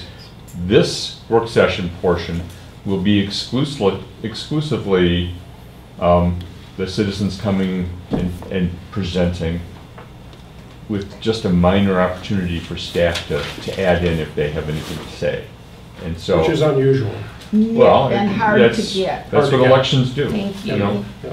No, I just. Well, I can be there just to sit in the audience and support. But so I would Sounds like- really. I think some We're highlights of forward, the not Google with deck a would be. card presentation, but with some card members on their own entities presenting to Ann City Council. Is that what I'm getting from? Yeah. So yeah, I would you like can to- identify I would like a to couple of present people. from do- the Allen's Creek group Yeah. and, some Yeah. points from the CARB group on, basically on the groundwater issues that I've, been involved in. I might be back in town just in time for that. We can reschedule it if you're not. We come to you, Roger. You can come back, you can come back. Where are you going? Is it warm? Oh, Wisconsin. It's sunny. Could be colder. So it strikes me that, to some extent, you do need to prepare your presentation for your audience, and our audience here is city council. And the Limited viewers. time. And the viewers. The viewers, but it's not, so that's what predicated my Right. comment. Well, I would that- suggest that it's a city council that is very ready and willing to hear from you. Yeah, Right, yeah. Right, well, thanks And for. maybe that. important. This is not last Yeah, year's city important. council. I was gonna ask you Yeah. that question. How much shifting philosophically do you think has gone on in city council? Sea change, All of it. total sea change. There are 4 new members of council, and it's shifted it from wild disinterest to Wild interest. well, I Concern. think they're amenable to hearing a good argument. I'm not going to suggest how anybody will vote or receive this, but It's it is it's an education opportunity. yeah, it's a huge sea change from people who didn't want to listen to it, and people who used to tell us that they were afraid that if we said EPA, that all of our property values would plummet. And And no matter what we've been talking about, no matter what the topic has been at city council, it's been packed down there every Monday. I know. And we have. People are there, yeah. people are coming out of the woodwork to advocate for their causes, they feel like they're being heard, and so. And we have it's- caucus on Sunday night, It's and that's been where. very dynamic lately. Yeah, they're like 50. You know. so I should point out Glad that breaks, of the 4 new members of council, 2 of them are here tonight. So you can ask them how they feel. 3 of you. I'm not new. He's not- Oh, new. I've been here forever. I didn't get the Joe joke. Garden. Sorry. See all that gray hair? Yeah, that's what Got that I'm on doing. council. I used to be a brunette. Are Roger and Dan Bicknell gonna coordinate about presenting? Yeah, we'll do that. Vince? And And I would like to. And anyone else. Vince, I would like yeah. to Weigh make in. some comment as well. Yeah. But it's gonna be What I will a quick say- meeting. You won't be able to speak for 45 minutes. No, I would keep it short and say, this is already a Superfund site. It's It's bad just not a enough. capital S Superfund site. It's a small S Superfund site, It's an other project. which, it's a Superfund site, but who's in charge? It's a super site without the fun. You know who's in charge? Gelman. The responsible party is in charge. Yeah. They can go to the DEQ and the AG And look, we get no. and say, you know, this compliance, well, it doesn't mean anything. Yeah, well, we just got. So Roger, I think it'd be good to do some of your PowerPoint for your Google Matchup. Like Kathy said, I think, you've got some really nice visuals that most people don't get to see, and most people never But she present. said I don't have 40 minutes, so. You're winning one or two. Yeah. Based on the 20-minute segment of your agenda, I would give you 5, yeah. So I don't know. That's the problem I have, is because, I have 6 things on my agenda here. And then I had a supplemental one with about 20 more. Why don't we continue But that? I must say, I think what we've talked about tonight have been really important. We have time. Yeah. You probably And would some of these are add, really important. and you'd covered. probably add that to this priorities list now, a lot of what we talked about tonight. And that's not even getting into this 157 concerns that we have on the wall over here. Oh, is that what that is? I was Yeah. wondering. Yeah, you weren't your list. Thought it was decoration. Which we've been postponing. So I just want to ask one question. I might leave early. I have to indicate to the city clerk or the city administrator who might come. And so just preliminarily, do you want to designate a couple people so that I can get it put on the agenda? Just to come. Yeah. Well, I'm No, who will present? I am supposed to be the official spokesperson for CART. But they've already decided that you're not going to speak on behalf of Site CART. residents, You safe you can come in the, I can come and speak as chair of SRSW and a resource person for CART. so Not would anybody in the as room be CART. offended if I designated Dan, Roger, and Vince as the probable speakers? If we Somebody else wants to. more gender balance. And then That's okay, at we got balance 8:45, on it's 3 minutes council. each for the public, so others can come in. That's right. Yeah, others You can work on I'll hear the from gender the balance corporate. after I I don't Anyway, Well, there'll also be an opportunity to make public comment. So anybody can get up during public comment and make comment as At well. 8:45. Yeah, Right. yeah. So that's another opportunity. right. Roger, if I may loop back to the point that brought us to this current discussion, and that was the lack of, apparent lack of information transfer between DEQ and CART. That's where we started. We quickly moved to a city council working group next Monday. But the core issue that brought it up, and the question I wanted to ask is, if CART has a governmental champion, What do you mean by And that? if- What's the definition of governmental change? a governmental champion is when you run, a champion is a roadblock breaker.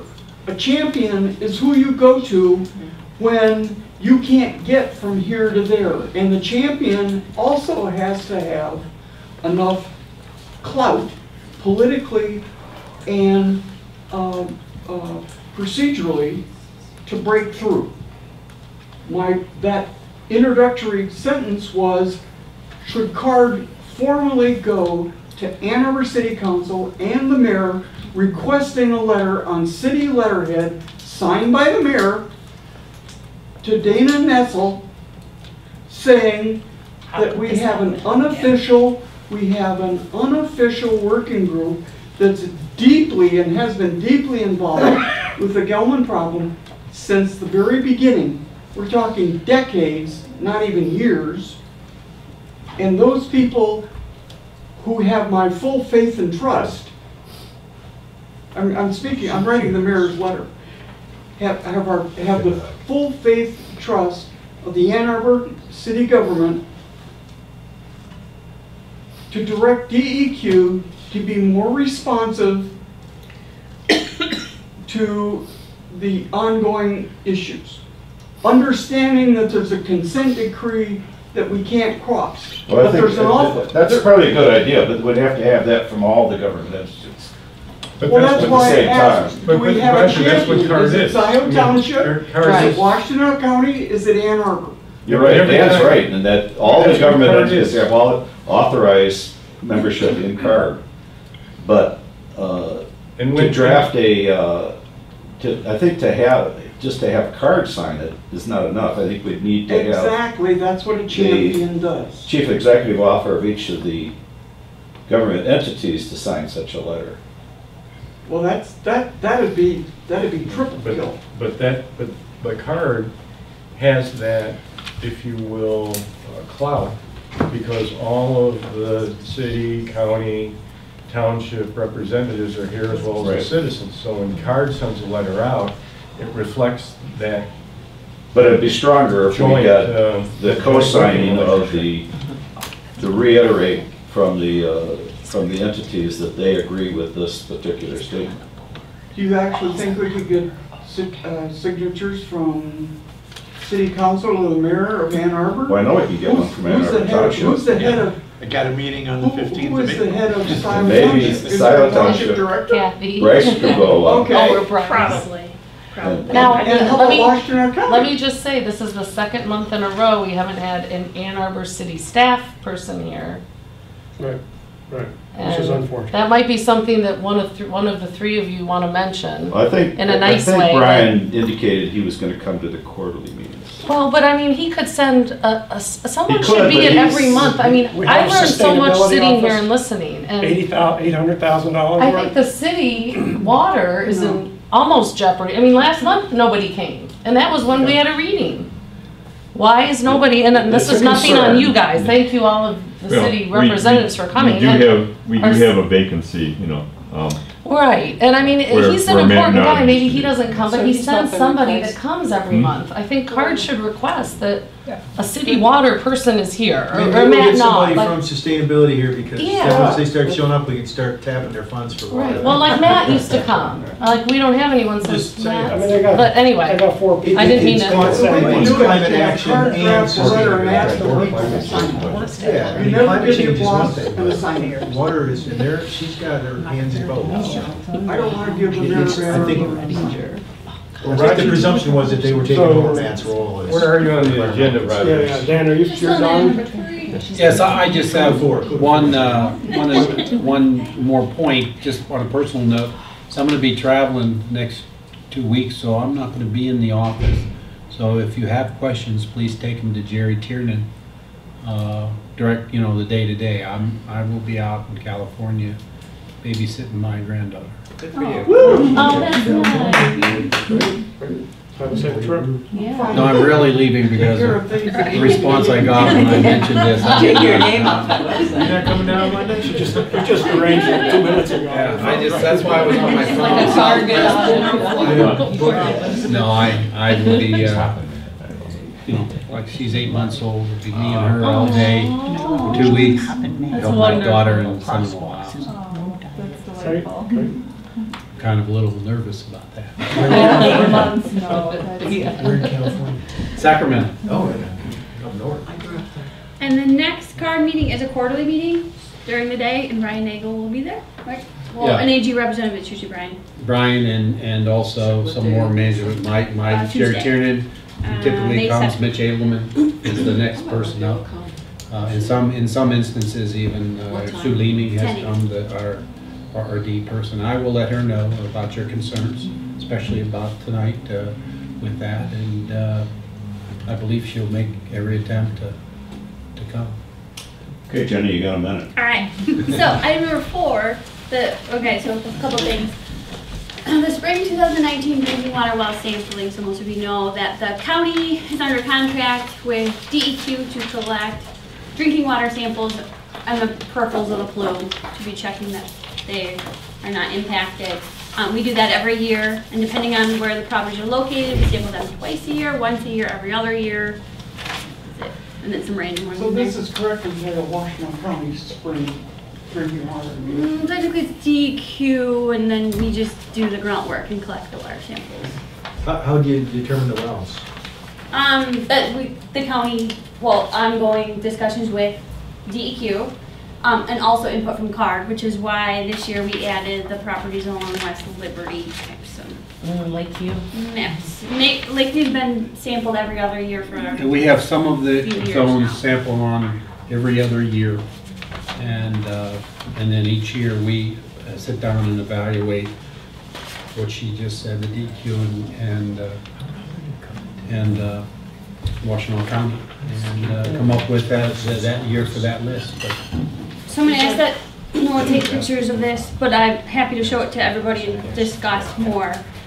We're still notifying residents of being sampled in 2 weeks. So the week of April 15th, we're doing our spring sampling, the start of it. Some of these won't be sampled until May. But we have the properties along Elizabeth, Dexter Ann Arbor, the daycare in Dexter Ann Arbor. There was a new hit in a monitoring well last fall over here, so we're resampling. Where's that? These It's over here. W139. Off the top of my So head. you got a hit there? Over on the west. the west side. On West Delhi, north of 94. Right. So when'd you get there? You said you got a hit? There was a detection, you Positive mentioned in it, one a of the card newer wells. in October of 2018. There was 1 part per billion, and then it went back to Okay. non-detect. Farther north. Right The there. next one up, Wow. Across Other the side highway? of Yep, on the north side of Up it. here? right there. Right Yes. there. So back in 2015, 14, That we was the sampled deep all one, these right? homes. We're gonna do it again. That's a Gelman one. What did you ask me for? Deep, it was deep, right? There's an, yeah, I don't remember. There's multiple clusters, 3 clusters, I Yeah. believe. Deep, intermediate, and I shallow. have it on the map. Yeah, that one right there? Yes. It shows a 17, I think it was 18. I'll check that.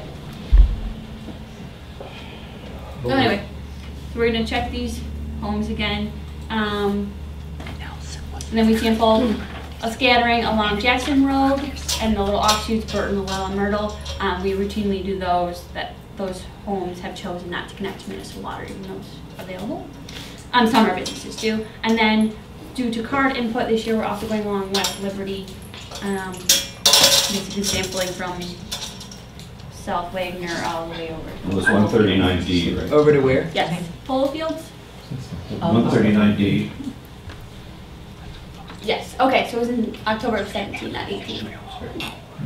Oh, yes, we already had the 18 monitoring plan approved last year, so got it this year. Polo Fields on well water? Yes, no. Oh, they're Just city municipal, ones. yeah. Well, Polo Fields is on city for the most part. They're on city For the water. most part. All Is that what it, oh, the whole part? Yeah. Well, the whole subdivision, yes. But you are checking some other wells that you're checking? On the other side of the street? No, there's no wells in the Polo Oh, Field. sorry. So it's the wells along West Liberty up to the Polo Up Field. to, okay, sorry. Like That's where where night, Polo where Fields night came comes in. out into Okay. there, go in there, this is wells, yeah. And the reason that is because in 95, there were a couple hits south of Liberty Road, And there's some concern with earlier than 95. 125 or Five. 7. So there was also a request to do volatile sampling, VOCs. So Yes. DEQ has agreed to do that. Of the 115 properties currently proposed for dioxane sampling, I went through and picked 41, and DEQ has agreed to do them. That's where the yellow dots are. I based that on any place that had a historical 1,4-dioxane hit is being sampled. And then from there, we just did kind of random scattering, and we tried to get, or I tried to get also different well depths. Jenny, that's from your GIS system. Yeah. Can you just export that as a KML or KMZ? The, yeah, the polygon, yes. You can I have a export- shape layer that I can convert to KMZ. You can export that as a KMZ and share it with me. And I can Yes. put it, that way I don't have to do the place marks by hand. I could just.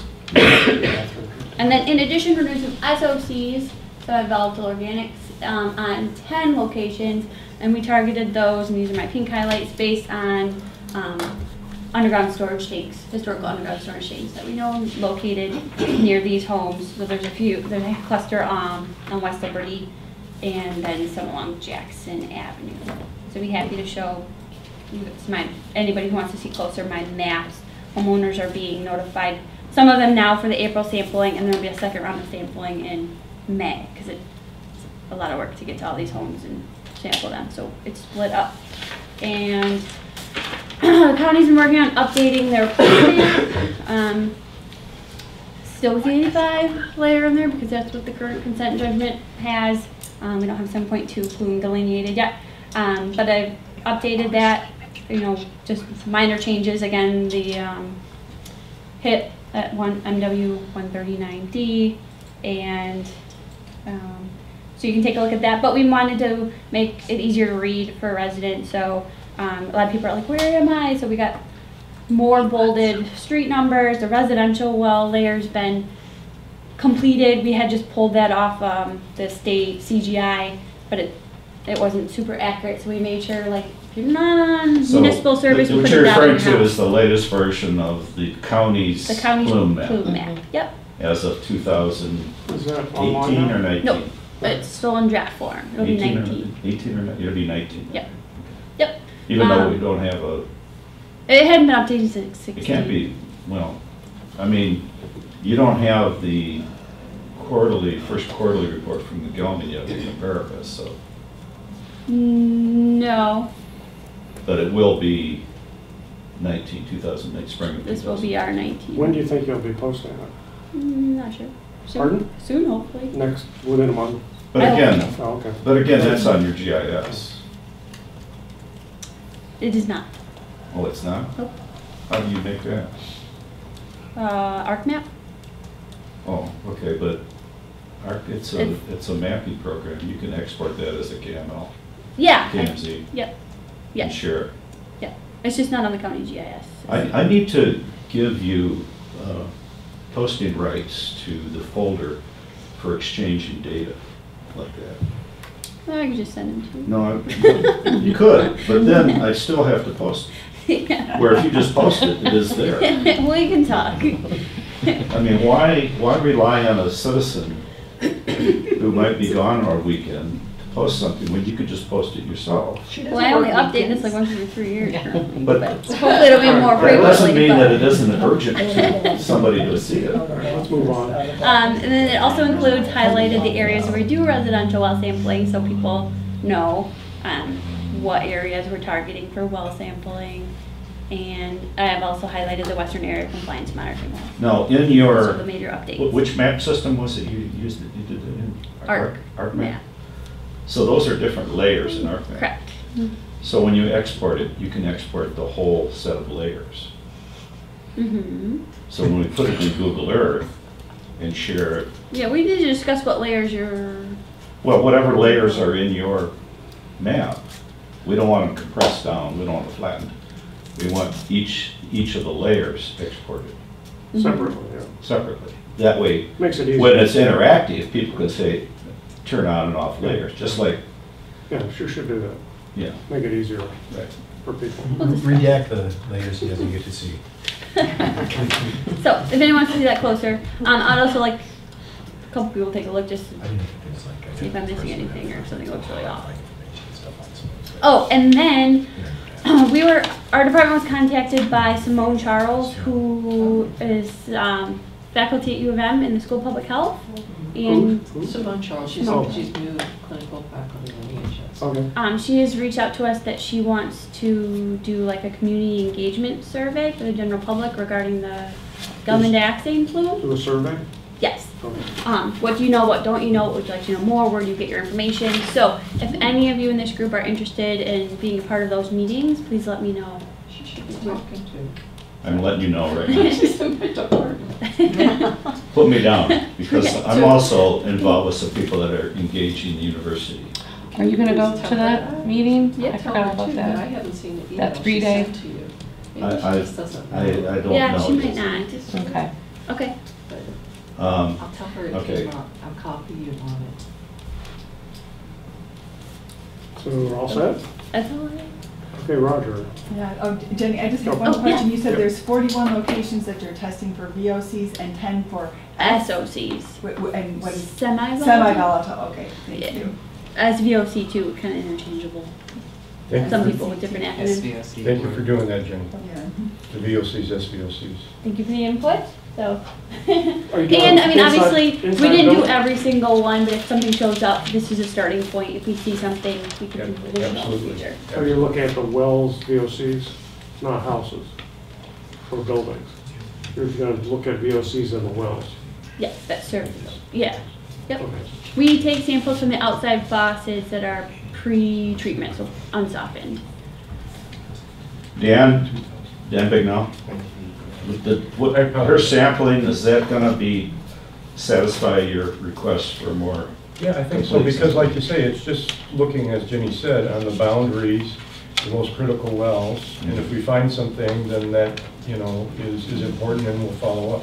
And we What I looked at understand the she properties you mentioned in your Thank you. email. Thank Some of you. them are no longer said. Drinking water? drinking water wells. They're Thank you. connected to municipal. The daycare will be tested for Perfect. obvious reasons.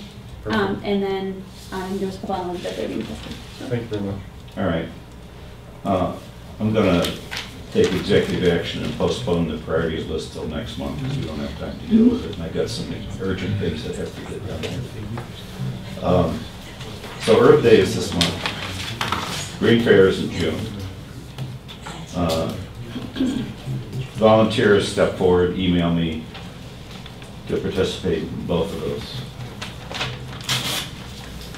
I'm doing this in reverse order of my thing, because I had an email exchange with Larry Lemke today, and his latest study is in peer review, and the peer reviewers, some of them said, well, you should be thinking about geochemical, aerobic, anaerobic, and redox potential sampling. In other words, is there enough oxygen in the soil to help biodegradation happen in the shallower layers? And he's asking me, has anybody done any sampling regarding those three terms? Whether it's aerobic, anaerobic, Well, the redox potential. Has when you- anybody had any sampling like that? So it sounds like a side issue.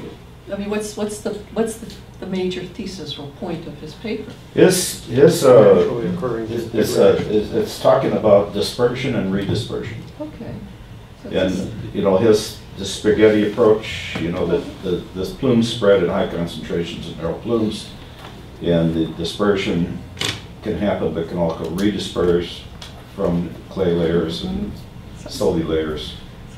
And in the shallower areas, that's really important, because that's where some of the high concentrations are. And some of the peer reviewers are saying, well, if you're not considering the oxygen content, there might be more bioremediation taking place, but we really don't know. And so I answered back and said, well, there's been some secret studies, secret sampling going on at the Corps that nobody has access to. That some of that sampling might be for providing some information you're looking for, but nobody can get to it. There's no work plan, there's no data. But So normally, he's concerned about that too. Normally, Roger, when you take a sample of groundwater, you determine what the dissolved oxygen content of that water is, as well as its pH and a couple other things, conductivity. So Right. I think if you went back in and asked the people that were doing the sampling, did you find any dissolved oxygen and what was its concentration, that would help a little bit. But we all know that generally it doesn't degrade in the groundwater, whether it's got oxygen or not. Well, especially when there's no oxygen. Yeah, well. And what I was proposing was, does anybody know if there's so much dioxane that, and before they paved it over, that the dioxane basically used up all whatever oxygen was in the soil to do the partial degradation of dioxane for those years. And now there's all this dioxane left with no oxygen left to break it down at all. So I think Dan had I a agree comment. with Rita, it's kind of a tangential I think issue you to his just paper, so. handle it just by saying. Right. Well, it's an interesting idea, but not one that really is germane to the Well, it is because of this study relates to, oxygenation and redox no, potential. it relates to how it disperses. Is there, and we really don't have. So the thesis I have always heard, what I have always read, is that the reason why 1,4-dioxane is a persistent groundwater pollutant is because the microbes are poor metabolizers of 1,4-dioxane. We are good metabolizers. Mammals are quite good at it, Right. but the microbes are not. Well, you have to have special it just sort of microbes. strikes me as being out from left field, and you always get reviewers like that. It's just kind of Larry, thank you, but we're not going to. No, but this is, his study What, you is think it's tangential to this other study. Information on Larry's request. Oh. Yeah, let Dan make a comment for a minute. Larry Lemke contacted me too. Right, he said he contacted. And requested that same information, so Dan is right. Gelman, during their low flow sampling of monitoring wells, the low flow process is you gather that information, dissolved oxygen, pH, redox potential, I believe, and some of the things that Larry's asking for. So DEQ will be going to Gelman. Now, they don't provide that monthly. They don't provide that information, and I haven't found any in the file. So I believe we will be going to Gelman and requesting to get some information so we can help Larry out. But again, that is something that Is available. it's potentially available. It gets complicated, I will tell you, because They don't have to give it up. well, that, and also Larry is, if you don't know, Larry is a I know. Larry is a expert. He's been asked related to the Gelman, the intervention, so it gets more complicated of just me asking, then giving information, and me allowed to send that out. So we will be pursuing that to see if we can help them out. Well, good, thanks for doing that. I hope it comes out better than the compliance rules. What else, Roger? I was gonna, at some point, talk about, get documented what we know and what we don't know about dioxane. Its characteristics, detection, tracking, reporting, remediation. And that kind of relates to Larry's study and this other one that I found that talks about redispersion. It's kind of a new way of looking at. So just on that point, I have a draft article from Bob Bailey. He has a PhD in organic chemistry, did environmental analysis of chemicals. After the CARB meeting last time I was here, there was some discussion about vapor intrusion of 1,4-dioxane and do we really understand it?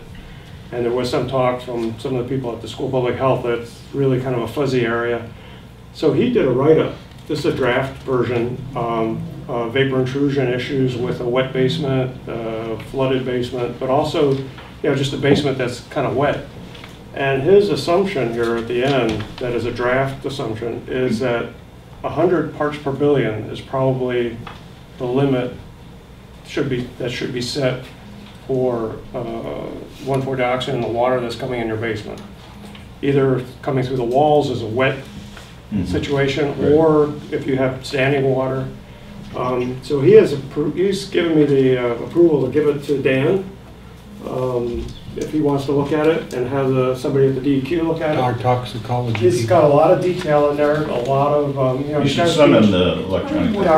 It's probably more the water, fate, and transport people than the toxicology. Well, I'm just saying, he's made that available. It's a lot of detail. He does have a PhD, and this was his field of work at Dow Chemical. He looked at fate and transport and looked at evaporation rates. So there's a lot of math in that, that's beyond me. But I think it's very valuable, and he's looking maybe to publish it in the literature. He'd like somebody at the School of Public Health potentially look at it, as some of these people at the school do vapor intrusion as research. It's not vapor intrusion. Well, that's what it comes down to. basically. If it treats as water. Well, that's a debate. That's a debate whether. It's water vapor. It's, well, the people at the U of M that I talked to, and this was at a party, so they may have drunk too much, but anyway, told me that this is a little bit different because people have not studied when the chemical comes in as water, then evaporates, versus like gasoline or. It wants to stay in the water when the water evaporates. You know, these things, the other chemicals actually come up as a vapor through your floor. You know, they evaporate in the soil, whereas this won't evaporate until it gets into your basement, and then it starts evaporating. So, with the water. That's why I had this item on here, to try to start to document what we know and what we don't know about dioxane. I'll send you a digital copy. Yeah, that would be better. The other thing I had on my list was a workshop training for how to use Google Earth Mashups and these other mashups that I have, which pull together like all the wells and cross sections of logs, so that you can, for instance, zoom in on a well and not only get the standard information that I had, you know, of the, but have some links so that you can immediately go and say, what does that well look like? So you can actually go and bring up the well log, and maybe more than one version of it, and have this, so it's at your fingertips. So this would be, to me, be useful for any stakeholder who's actually looking at the data. And what I've done is taken some of the well logs in, like for instance, here's TW23, Dan, that is supposed to be a replacement for TW16. And the thing that jumps out at you is that TW23 is over here and TW16 is over here. It's like 240 feet away. And this is supposed to be the replacement for TW16? Roger, it's a replacement because the landowner over TW16 took away the access. But don't call it a replacement then. It's just another, because when you look at the well logs for those side by side,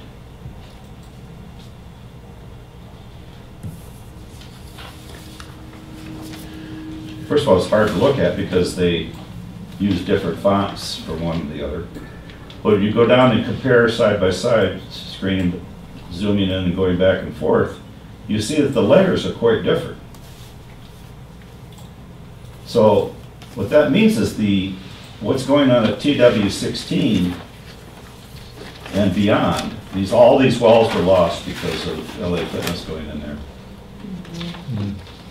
There's nothing beyond that to take the place of TW16. So these levels at TW16 are going someplace without monitoring. Roger, TW16 was an extraction well. Okay, we lost that extraction well. TW23 is also an extraction well. Yes, it's 250 or 200 plus feet away, but that's where they could get access, and it's they are still then have changed the pumping from to TW23 as part of the Maple Road groundwater extraction. That is. I just object to the idea that it's a replacement for TW16. It's a replacement in the context of. It's a replacement in the context that it's a replace and extraction. It's just another It's just another purge well. Right, and they named it because of their electronics in implementing this pump and treat system. They have they named it TW23. I think you're conflating another. I think you're talking about TW28. Yeah, they've done that too, but they where did they that. skipped They a whole did, bunch you know, of they numbers, basically and we have thought done there that. were some. Done that at other locations. You know, they just went on to what was the last well was TW22 extraction well, so they just moved it to TW23, and then 16 drops off. Yeah, but and then I think what you're talking about is like what happened to 24, 25, 26, and 27. Well, yes, and that is another version of what currently is happening because of their updating their system, because they had to replace TW8, and so they called it TW28. And you asked about, well, where's 25. Where are the intervening ones? And it's part of, it's their SCADA system, the electronics, the computer that runs the system. They had to. Yeah, and being a computer they had guy. to would have to reprogram everything, so they just stuck it in the slot for 28 and called it 28. Yeah, that, which is, you know, very strange. Anyway, If that's a a different well, issue. if a well that we use, like a monitoring well, was of concern and active use, does it have any, is the DEQ asked like it is with, say, a wetland permit if something wants to develop on top Some of it? legal standing? Yeah, do you have to sign off somehow on letting that well go away? I mean, like if it was, like say Lockwood had an incident, right? So Lockwood had some wells. Like before the development agreement was signed, would DEQ have to write a letter saying, hey, it's okay that you guys properly close up this well and build a LA Fitness on top of it or whatever? Or a senior housing development or? Well, I'm just our curious. agreement would be, or our evaluation would be with Gelman. Gelman, part of the CJ, Gelman identifies monitoring plans. So what we would do, and what we did for 23, is identify that you need to replace 16 with another extraction well in that area to maintain the requirement in the consent judgment of the pumping along Maple Road, and the current consent judgment, that requirement objective of not allowing 2,800 ppb passed to the east of Maple Road. So we did that with them, and they installed another well. Somehow that some of came to the their monitoring attention. wells, if we thought it was a key well, Gelman comes to us and says, hey, they came to us and said, hey, we were told we got to get out of the 16. They're not giving us access to it anymore. We have to properly abandon those, and then we have the discussion and about what is needed. We would have that same discussion. That's our discretion. So it comes up as a result of the site survey or something? Well, Gelman has access agreements to those these wells, properties. so they okay. can no So longer before the access deed it. changes or something, they're notified? Right, and I then was just curious they what come to the us legal and propose, or tell us that and propose an alternative, or maybe they don't propose a replacement. We would evaluate that and have evaluated that and gone back and say, you need to put a replacement well, in that area to, because it was a key well, a key depth, key. Yeah, here's where. Just want to make sure that you have that say. Yes. Now, there has been some wells, there have been some wells that have been destroyed before anybody knew with construction. Suddenly they went out to sample and the well's gone. And then they come to us and say afterwards, and we have that same discussion. Like And the we city have allowed public them housing. not to replace at that time, because of the well was internal in the plume and they had the coverage outside.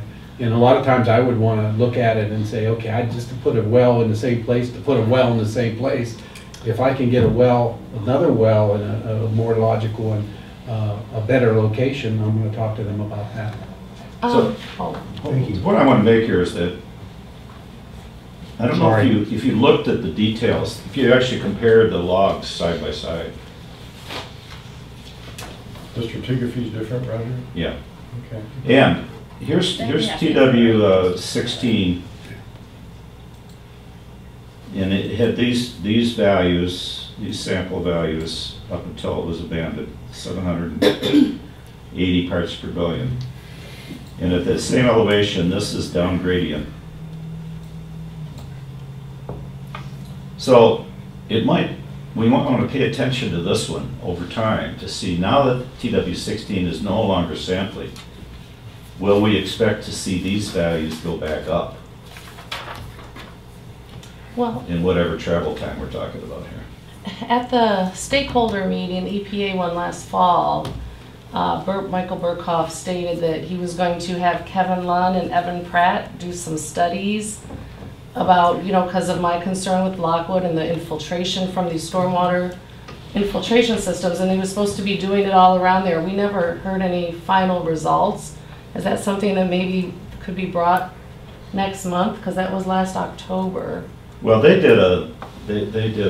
used the drawing and said that looks like it's not going to be a problem with infiltration. Right, but they were supposed to be checking near Maple Village, other places, because now we've got the Michigan Inn. What kind of stormwater, all this new development over these high concentrations, what is happening on all this development?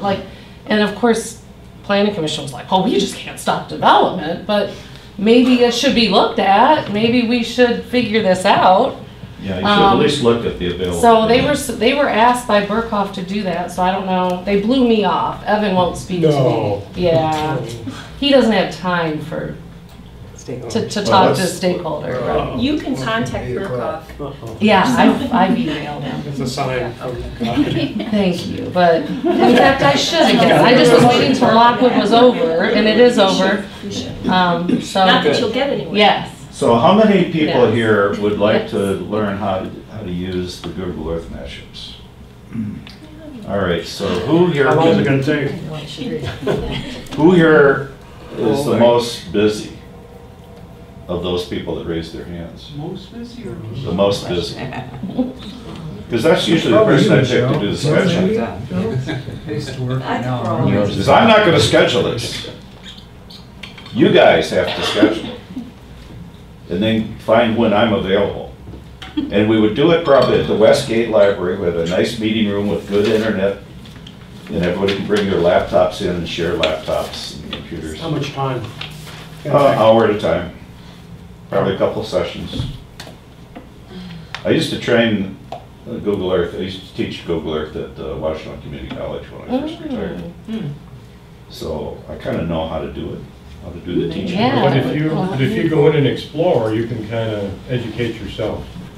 You can, but there's some tricks. Yeah, it's always better to have someone And, say. you know, an overview, an hour session will help you a lot. So,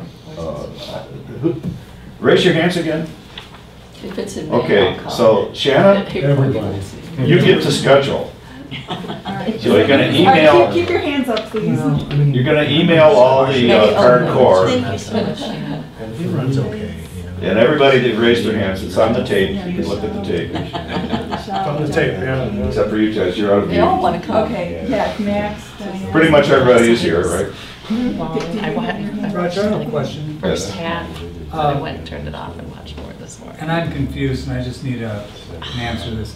We look at the 85 parts per billion, and then some of the things you're pulling up here is showing like 200 parts per billion. So what are we looking What's the at? deal? What's the deal? 200 is more than 85. Thank you very much. So it doesn't matter. Well, see, there's a prohibition zone, see? And it But can go it's- very high inside the prohibition. Why is it 80, what's your question about that? Like, Well, I mean, I see these being like, 200 parts per billion, and I'm going, well, we're saying 85 parts per billion is what we're the considering. old standard, right? Yeah, so, What happens with the current CJ is within that boundary that Roger has, the pink and red boundary, that's prohibition zone, okay? No, you can't use groundwater as a water source. So the 85 as a criteria is not utilized in there to the extent of that it's not allowed to leave that area at concentrations greater than 85 because there are potential water supply wells outside of that area. So that it is a limitation that is part of the consent judgment. So the numbers are allowed to be greater than 85 within that area. They're allowed to move around in there within that area as long as they don't go outside of that area above a concentration of 85. Another component of it is that Maple Road, I was talking about the pumping, the current consent judgment does not allow, requires that pumping be done or some type of response activity be done to not allow concentrations greater than 2,800 to go east of Maple Road. That's another component of the current consent judgment. So on that side, it's allowed, the 85, it's allowed to be greater than 85 within that prohibition zone. Just realize that the protection or the protection is related to the groundwater not being allowed to be used in that area. That's part 201 state law on environmental. Yeah, it's an institutional control that limits use of groundwater, and it's allowed under our environmental law in Michigan, and but it also was incorporated into the consent judgment. Where on the other side of the Wagner Road, it's a different it's run a different way. It's a non-expansion objective over there, meaning that there are compliance monitoring wells all on that west side that that the Gelman has to prevent 85 from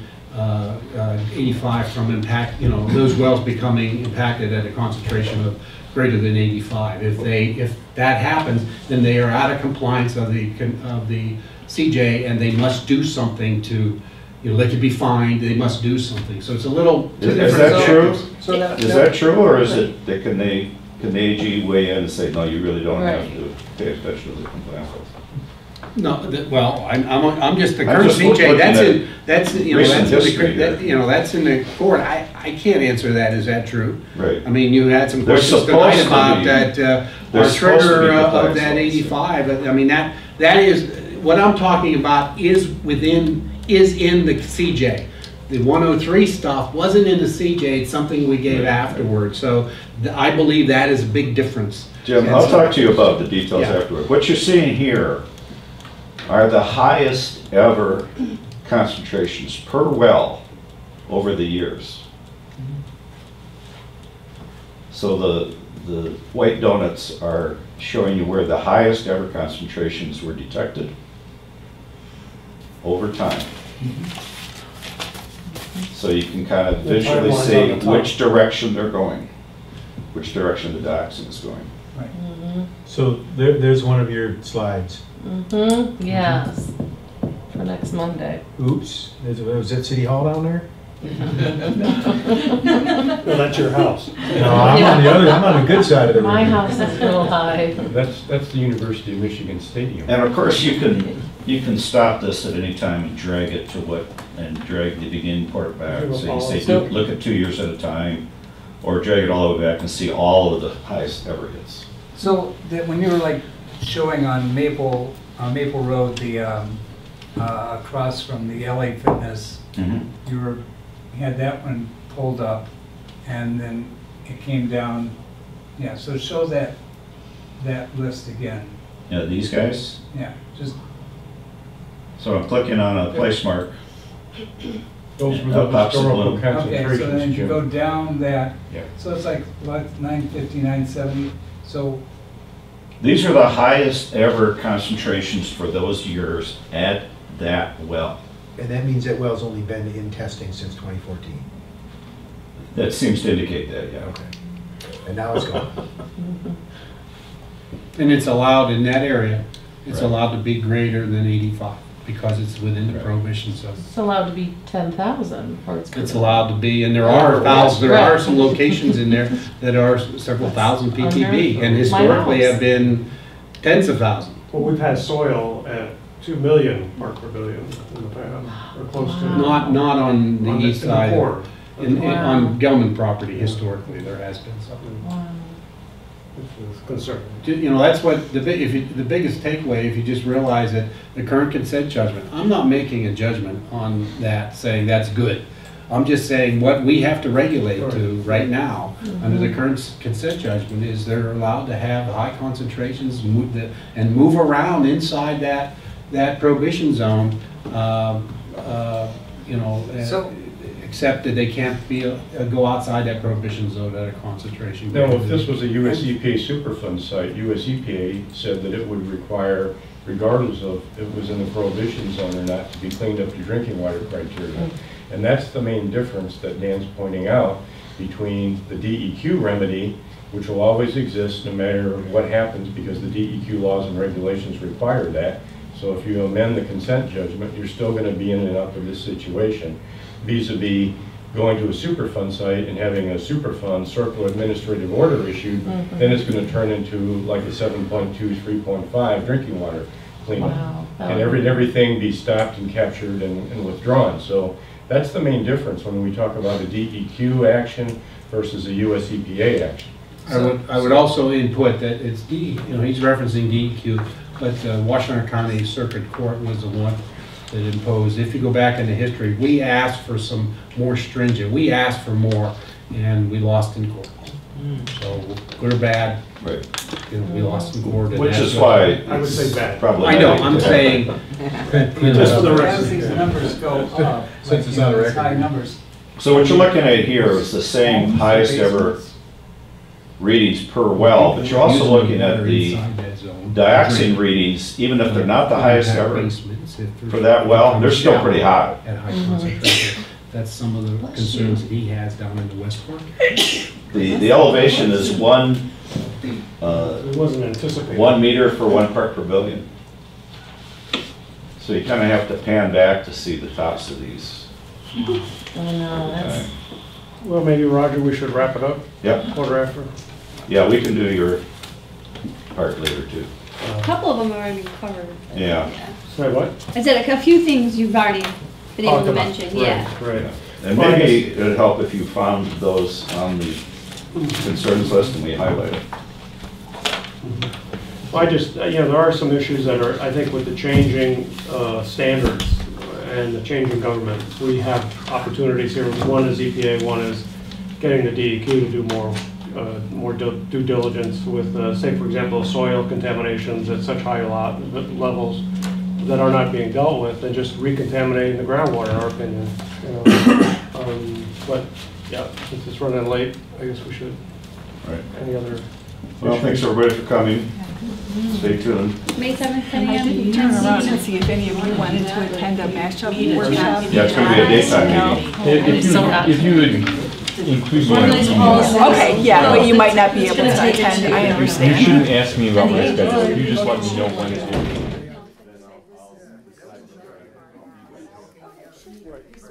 I think DEQ has that in their power.